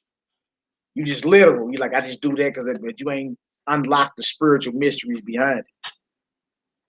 All right. Matthew chapter 16, verse 6. Yeah. Then Jesus said unto them, take heed and beware of the leaven of the Pharisees and of the Sadducees. And they reason among themselves, saying, it is because we have taken no bread. Which when Jesus perceived, he said unto them, O ye of little faith, why reason ye among yourselves, because ye have brought no bread? Do you not understand, neither remember the 5 loaves of the 5,000 and how many baskets he took up. So he go back into his miracles. He's like, look, watch out for the leaven of the Pharisees. They panic. They like, dang, he tripping because we ain't got enough bread, man. They forgot that quick. He done took a few loaves of bread and a few fishes and fed thousands. Yeah, sure. You feel me? You talking about earlier, like Matthew 14. Early in this chapter, but now probably a couple chapters back, he just fed thousands. You feel me? So they panicking, dang, we ain't bring no bread. He like, man, you done forgot the miracles that quick? So leaven must mean something spiritually. He was always just trying to put them on game. Like, you know what I'm saying? Step y'all thinking up, right? Go ahead, Al. Verse 10. Neither the 7 loaves of the 4,000 and how many baskets he took up. So he done fed many with a few twice. Fed thousands with only a few twice. Go ahead, Al. How is it that ye do not understand that I spake it not to you concerning bread? When he said, watch out for the leaven of the Pharisees, he ain't talking about bread. That ye should beware of the leaven of the Pharisees and of the Sadducees. Come on. Then understood they how that he bade them not beware of the leaven of bread, but of the doctrine of the Pharisees and of the Sadducees. So that's what he was saying, because that bad doctrine will bring leaven, right? Bad doctrine brings sin, leaven. So he said, watch out for their doctrine, watch out for their leaven. A little leaven will leaven the whole lump. One bad apple or what? You grew up saying all this stuff, so it shouldn't be surprising to you. All right, so y'all see that leaven represents spiritually doctrine, bad doctrine. All right, let's finish it off with Exodus 14. And we're gonna get on the out here. Y'all know it's plenty of video. I don't know if it's plenty left, but it's plenty of food back there. Y'all hungry, you know. Nobody got to be shy, you know what I'm saying? What's up, Hebrew? Just like how we looking at ingredients of the packages that we have at home regarding yeast and leaven or whatever we're not. We also have to, regarding the doctrine, we also have to listen and pay attention to what people are saying, because the scripture says, count every man a liar. The word of God is the truth. So whoever you're listening to, whatever we're not, you know what I'm saying, if it's not coming out of the scripture, you know what I'm saying, whatever we're not, you can't fight in the scripture. That's leaven. They over there feeding you some leaven, you know what I'm saying, or whatever the case may be. So we have to read the ingredients in our at the stuff at home, and then also too when we're listening to whoever we're listening to, whatever the case may be, we also have to read the ingredients in the scriptures. You know, whatever's coming out of your mouth, if it's not lining up with scriptures, you know what I'm saying, then hey, throw it out. That's false doctrine. That's false. False doctrine. Right? Bad doctrine, bad fruit. Bad doctrine, bad fruit, man. That's why Matty told you earlier, like, you know, your opinion don't mean nothing. That's right. Pull it up, chapter and verse. That's the best way to deal with any of this. Chapter and verse. You acquired all that talking. You acquired all that yapping. All right, let's get it, man. Exodus 14. This is it. We're going to close it on out. All praise to the God of Abraham, Isaac, and Jacob. You're going to find another verse to read. You say what? Nothing. Come on. No, I'm good. No. We good. We know everybody got to get fresh and all that, man. I just want to make this point real quick. You know, salvation. Verse 1, Exodus chapter 14. And the Lord spake unto Moses, saying, speak unto the children of Israel, that they turn and encamp before. The sound is out, man. It's all good. The high road. There you go. Go ahead. Between Migdal and the sea, over against Baal Zephon, or Zephon. Before it shall ye encamp by the sea. For Pharaoh will say of the children of Israel, they are entangled in the land. The wilderness has shut them in. And I will harden Pharaoh's heart. He shall follow after them. And I will be honored unto Pharaoh, upon Pharaoh, and upon all his hosts, that the Egyptians may know that I am the Lord. And they did. And it was told the king of Egypt that the people fled, and the heart of Pharaoh and of his servants was turned against the people.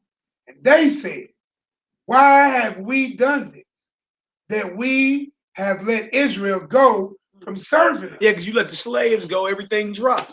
You can't be a powerhouse without the slaves. You need your slaves. You understand? To be a powerhouse or a force that's reckoned in this earth, you need servitude. It's just what it is. Just so happened we the slaves. Right? So they're like, man, we can't let them go. You know what I'm saying? Everything gonna crash. Yeah. Come on, Hebrew. Verse 6. He made ready his chariot and took his people with him, and took 600 chosen chariots. Dang. And all the chariots of Egypt and captains over every one of them. And the Lord hardened the heart of Pharaoh, king of Egypt, and he pursued after the children of Israel. The children of Israel went out with a high hand, but the Egyptians pursued after them, all the horses and chariots and Pharaoh and his horsemen and his army, and overtook them and camped by the sea beside Piharoth before Baal-zephon.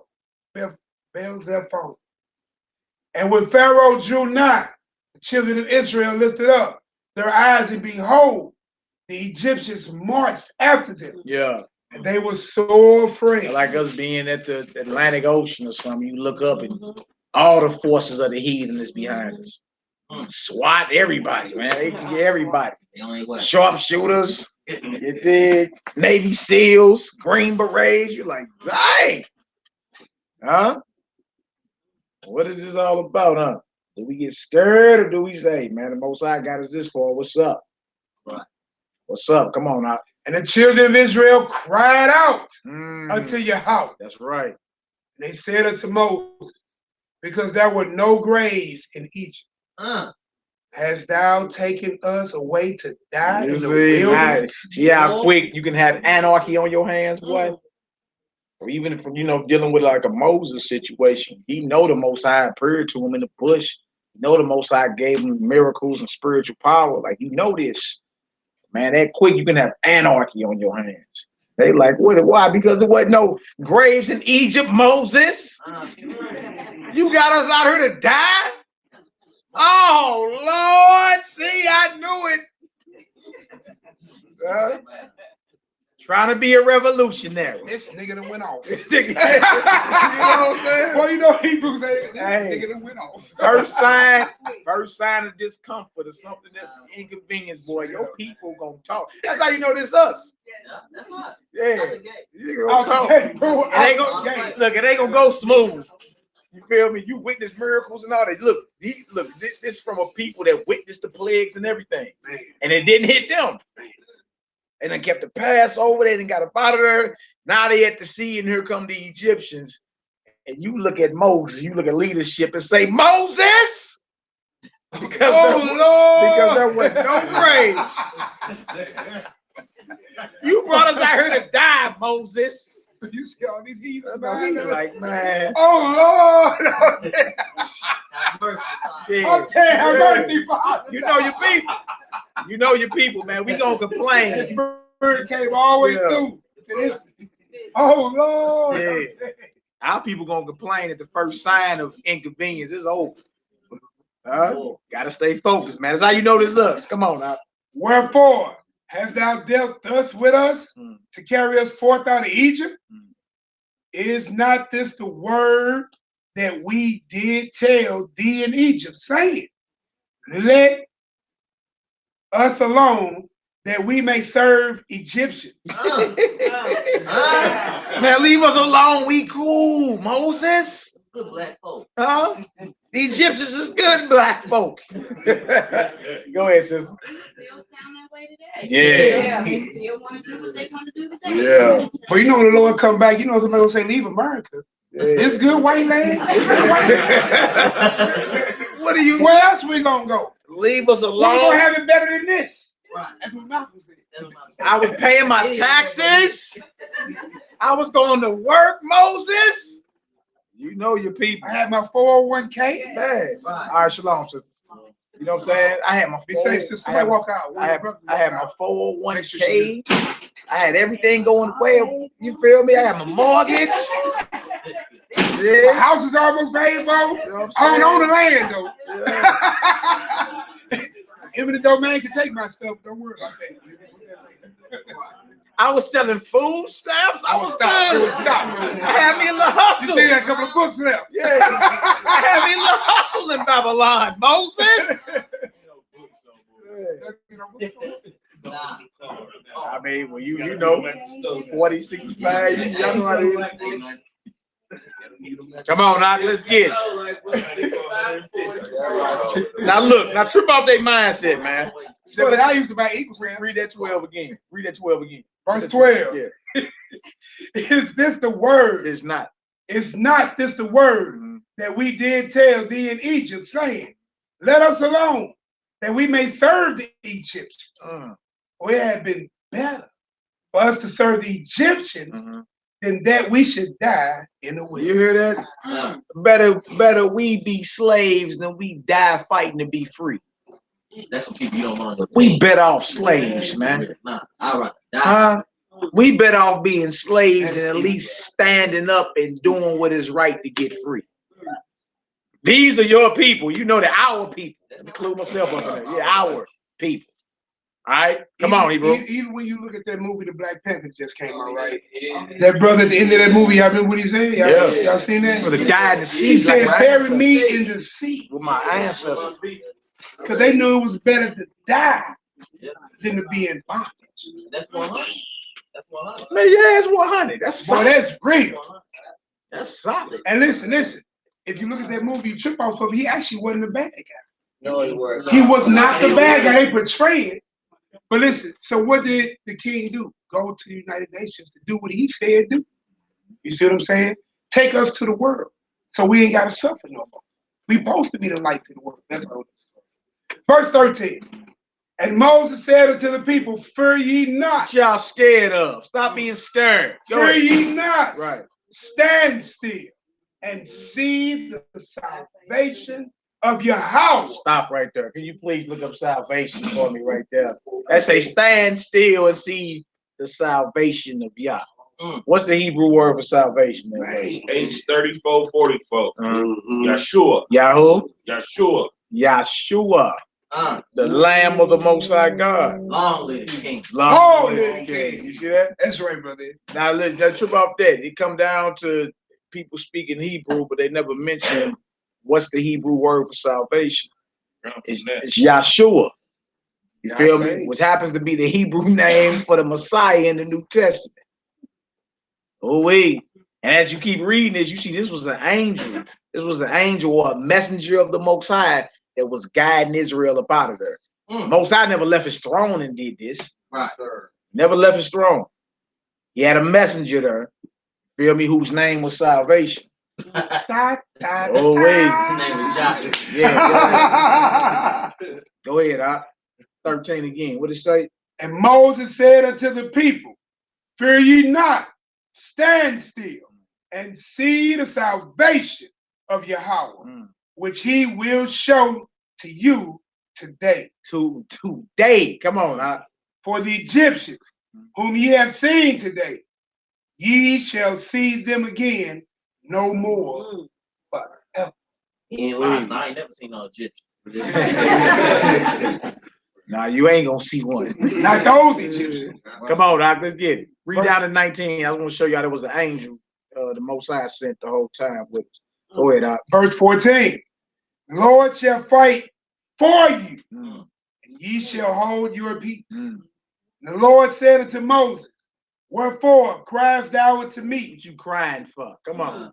Speak unto the children of Israel, that they go forward, but lift up thy rod, and stretch out thy hand over the sea, and divide it, and the children of Israel shall go on dry ground through the midst of the sea. That was powerful, dry ground. You feel me? Another miracle. Come on now. And I behold, I will harden the hearts of the Egyptians, and they shall follow them, and I will get them honor upon Pharaoh and upon all his hosts, upon his chariots, and upon his horsemen. And the Egyptians shall know that I am Yahweh, when I have gotten me honor upon Pharaoh, upon his chariot, upon his horse. Verse 19. And the angel of Yah, which went before the camp of Israel, removed and went behind them, and the pillar of the cloud went from before their face and stood behind them. Powerful. Y'all see that? Angel of the Most High God. Stand still and see Yahshua. Yahshua. Powerful. Long live the King. He had to say that in Hebrew. Stand still and see Yahshua. Salvation. 1 Corinthians 10. I know I said one more, man. I told you. I told you. Man, we gotta show. We can't just be talking and say that's him and not show it. Do what I'm telling, man. You already know. Yeah. Yeah. 1 Corinthians 10. I just want to show even Paul knew that was Messiah that was leading us up out of there. Under the orders of his father. When y'all get a chance, read Wisdom of Solomon chapter 18 and tell you it was the word of God that leaped down from his throne, man, and destroyed Egypt. In the beginning was the word. Come on, man. Y'all know it. Y'all know the same was in the beginning with the Most High. But that word leaped down from the throne of God in Egypt and destroyed Egypt. When he said, I'm going to pass through, that was the word of the Most High God. That's Wisdom of Solomon chapter 18. You'll see it. It's talking about the plagues that hit Egypt. 1 Corinthians 10. You got that? What is that? Verse 1. About how that rock, we followed that rock, we was baptized coming up out of Egypt. What did it say, y'all? 1 Corinthians chapter 10. Yeah. Verse 1. That's right. Moreover, brethren, I would not that ye should be ignorant how that all our fathers were under the cloud and passed through the sea. And all passed through the sea. We just was reading about that. How that angel was before us and went behind us. Cloud moved too. Go ahead, Doc. And were all baptized unto Moses in the cloud and in the sea. But nobody got wet. So baptism ain't just water. You feel me? Nobody got wet leaving Egypt. Right? We ain't against none of it though. You understand? Come on, Hebrew. And did all eat the same spiritual meat. So the Passover is spiritual. We ate of that spiritual meat, drank of that spiritual drink, right? Go ahead. And did all drink the same spiritual drink. Come on. For they drank of that spiritual rock that followed them. Or that went with them, that followed them, and that rock was who? And that rock was Yahshua. Or the Messiah. You see that? Paul even knew to stand still, see the salvation. The word for salvation is Yahshua. The angel of the Most High was before him, went behind him. Paul say, well, look, that rock that followed them, that was the Messiah.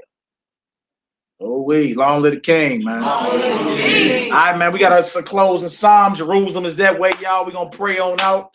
Closing psalm. Let's go ahead and roll her, get her done. You don't, I get it. You don't want it. I get it. I get it, man. Let's go one more verse again. We all good. I knew this was coming. Yeah, now this one had to come. Jerusalem is that way. All praise, glory, and honor. All praise. Thank the Most High for allowing our out-of-town family to make it on in. Man, that's powerful, man. Y'all said y'all to come see what the barbershop shop about us. All praise. Shout out to our sister Earth, the household of our sister Earth.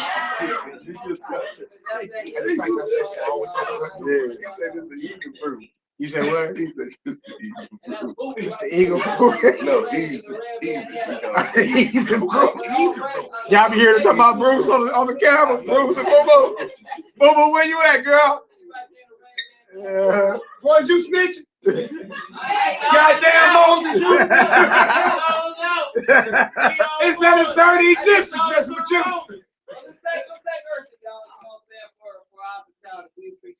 That's right. All praise to the Most High God, man. Hallelujah. Whoa. The house of Boo Boo.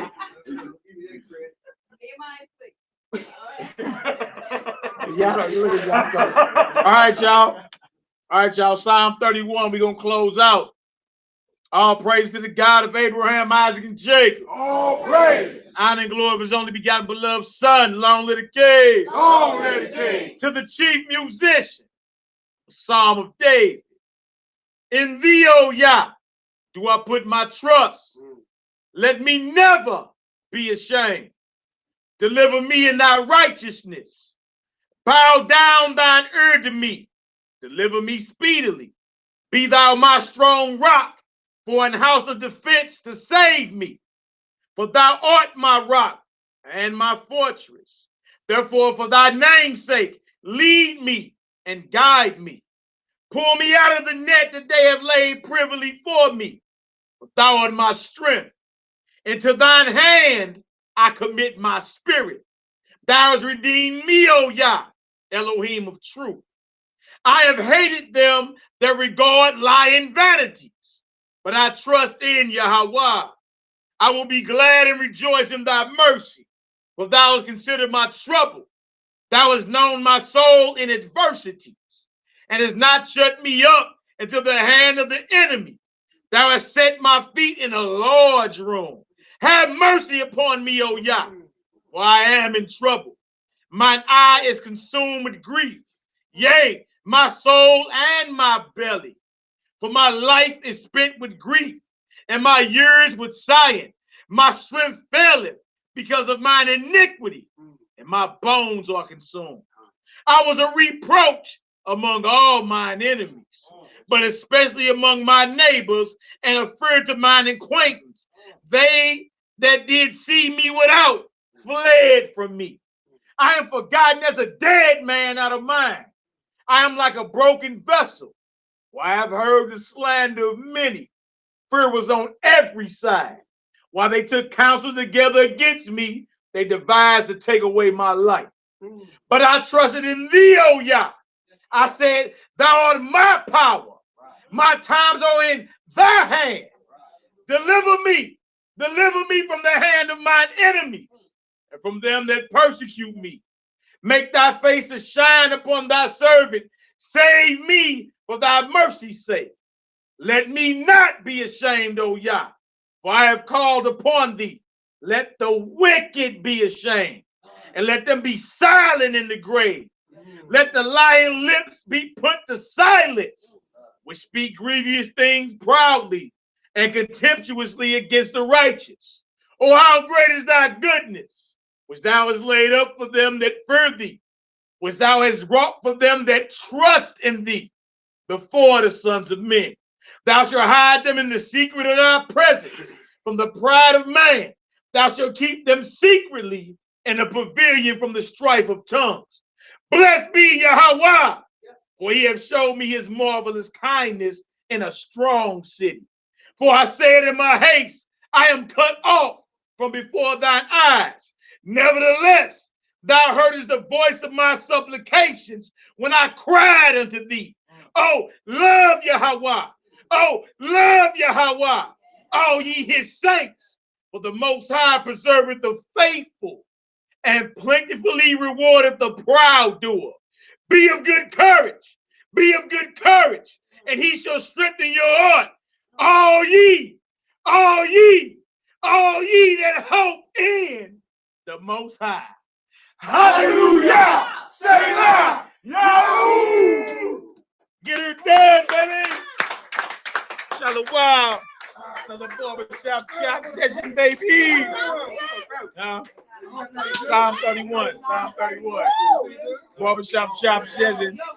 House of Zion homeschool, man. Doing things around here. To the next time, all praise and glory and honor. To the Most High God. Yeah, you doing good. All praise. All praise. I feel it. What up, bro?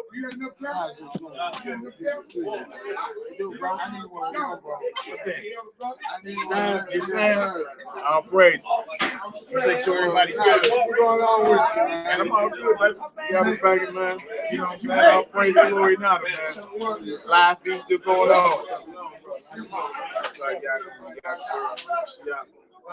Yeah, what's up with you, man? How y'all brothers ain't going to sleep, man? Y'all good? All praise. It's all good. What's up with the brother? Good. Malachi, bro. All praise, bro. Welcome, bro. Hang out in Kansas City. That's all good. What's up, big bro? All right. All good? Yeah, what's up? That's my son. You look, I can tell. You look just like him. Nice to you. How you doing, bro? Y'all good? Good to see you, bro. What's up? I'll praise you. Glad y'all in town, man. I mean, hey, how long was it drive? 24 hours. Yeah. When I'm in it, when I leave here, I'm heading over to Jimmy. Sit out there for about after the basketball. What y'all doing? They said it's a feast day for the first day of heaven. Prayer. Yeah. So what do you guys do around here? That's starting tomorrow night. The bread starts tomorrow night. So by the time we start, that's what we do. So by the time we feast tomorrow, we'll be done making bread short. So we done making bread all week, you know what I'm saying? But is there a feast? When the day is like the day starts very nice. So by the time the sun goes down, that's what the Passover is preparation for that feast. You feel me? Other than that, just getting your food together, prepping your lambs and all that. The brothers are doing that tonight in the morning, all the way until you get there tomorrow. And then the feast is actually doing that bread. Yeah. We do feasting all week. You know what I'm saying? Okay. Feasting all week. It's all good. I'm glad you're here. What's up? All praises through. Yeah. All right. We'll see you guys. I need to purchase some of those. What's that? Tickets. Tickets for Passover? I got Passover. Okay.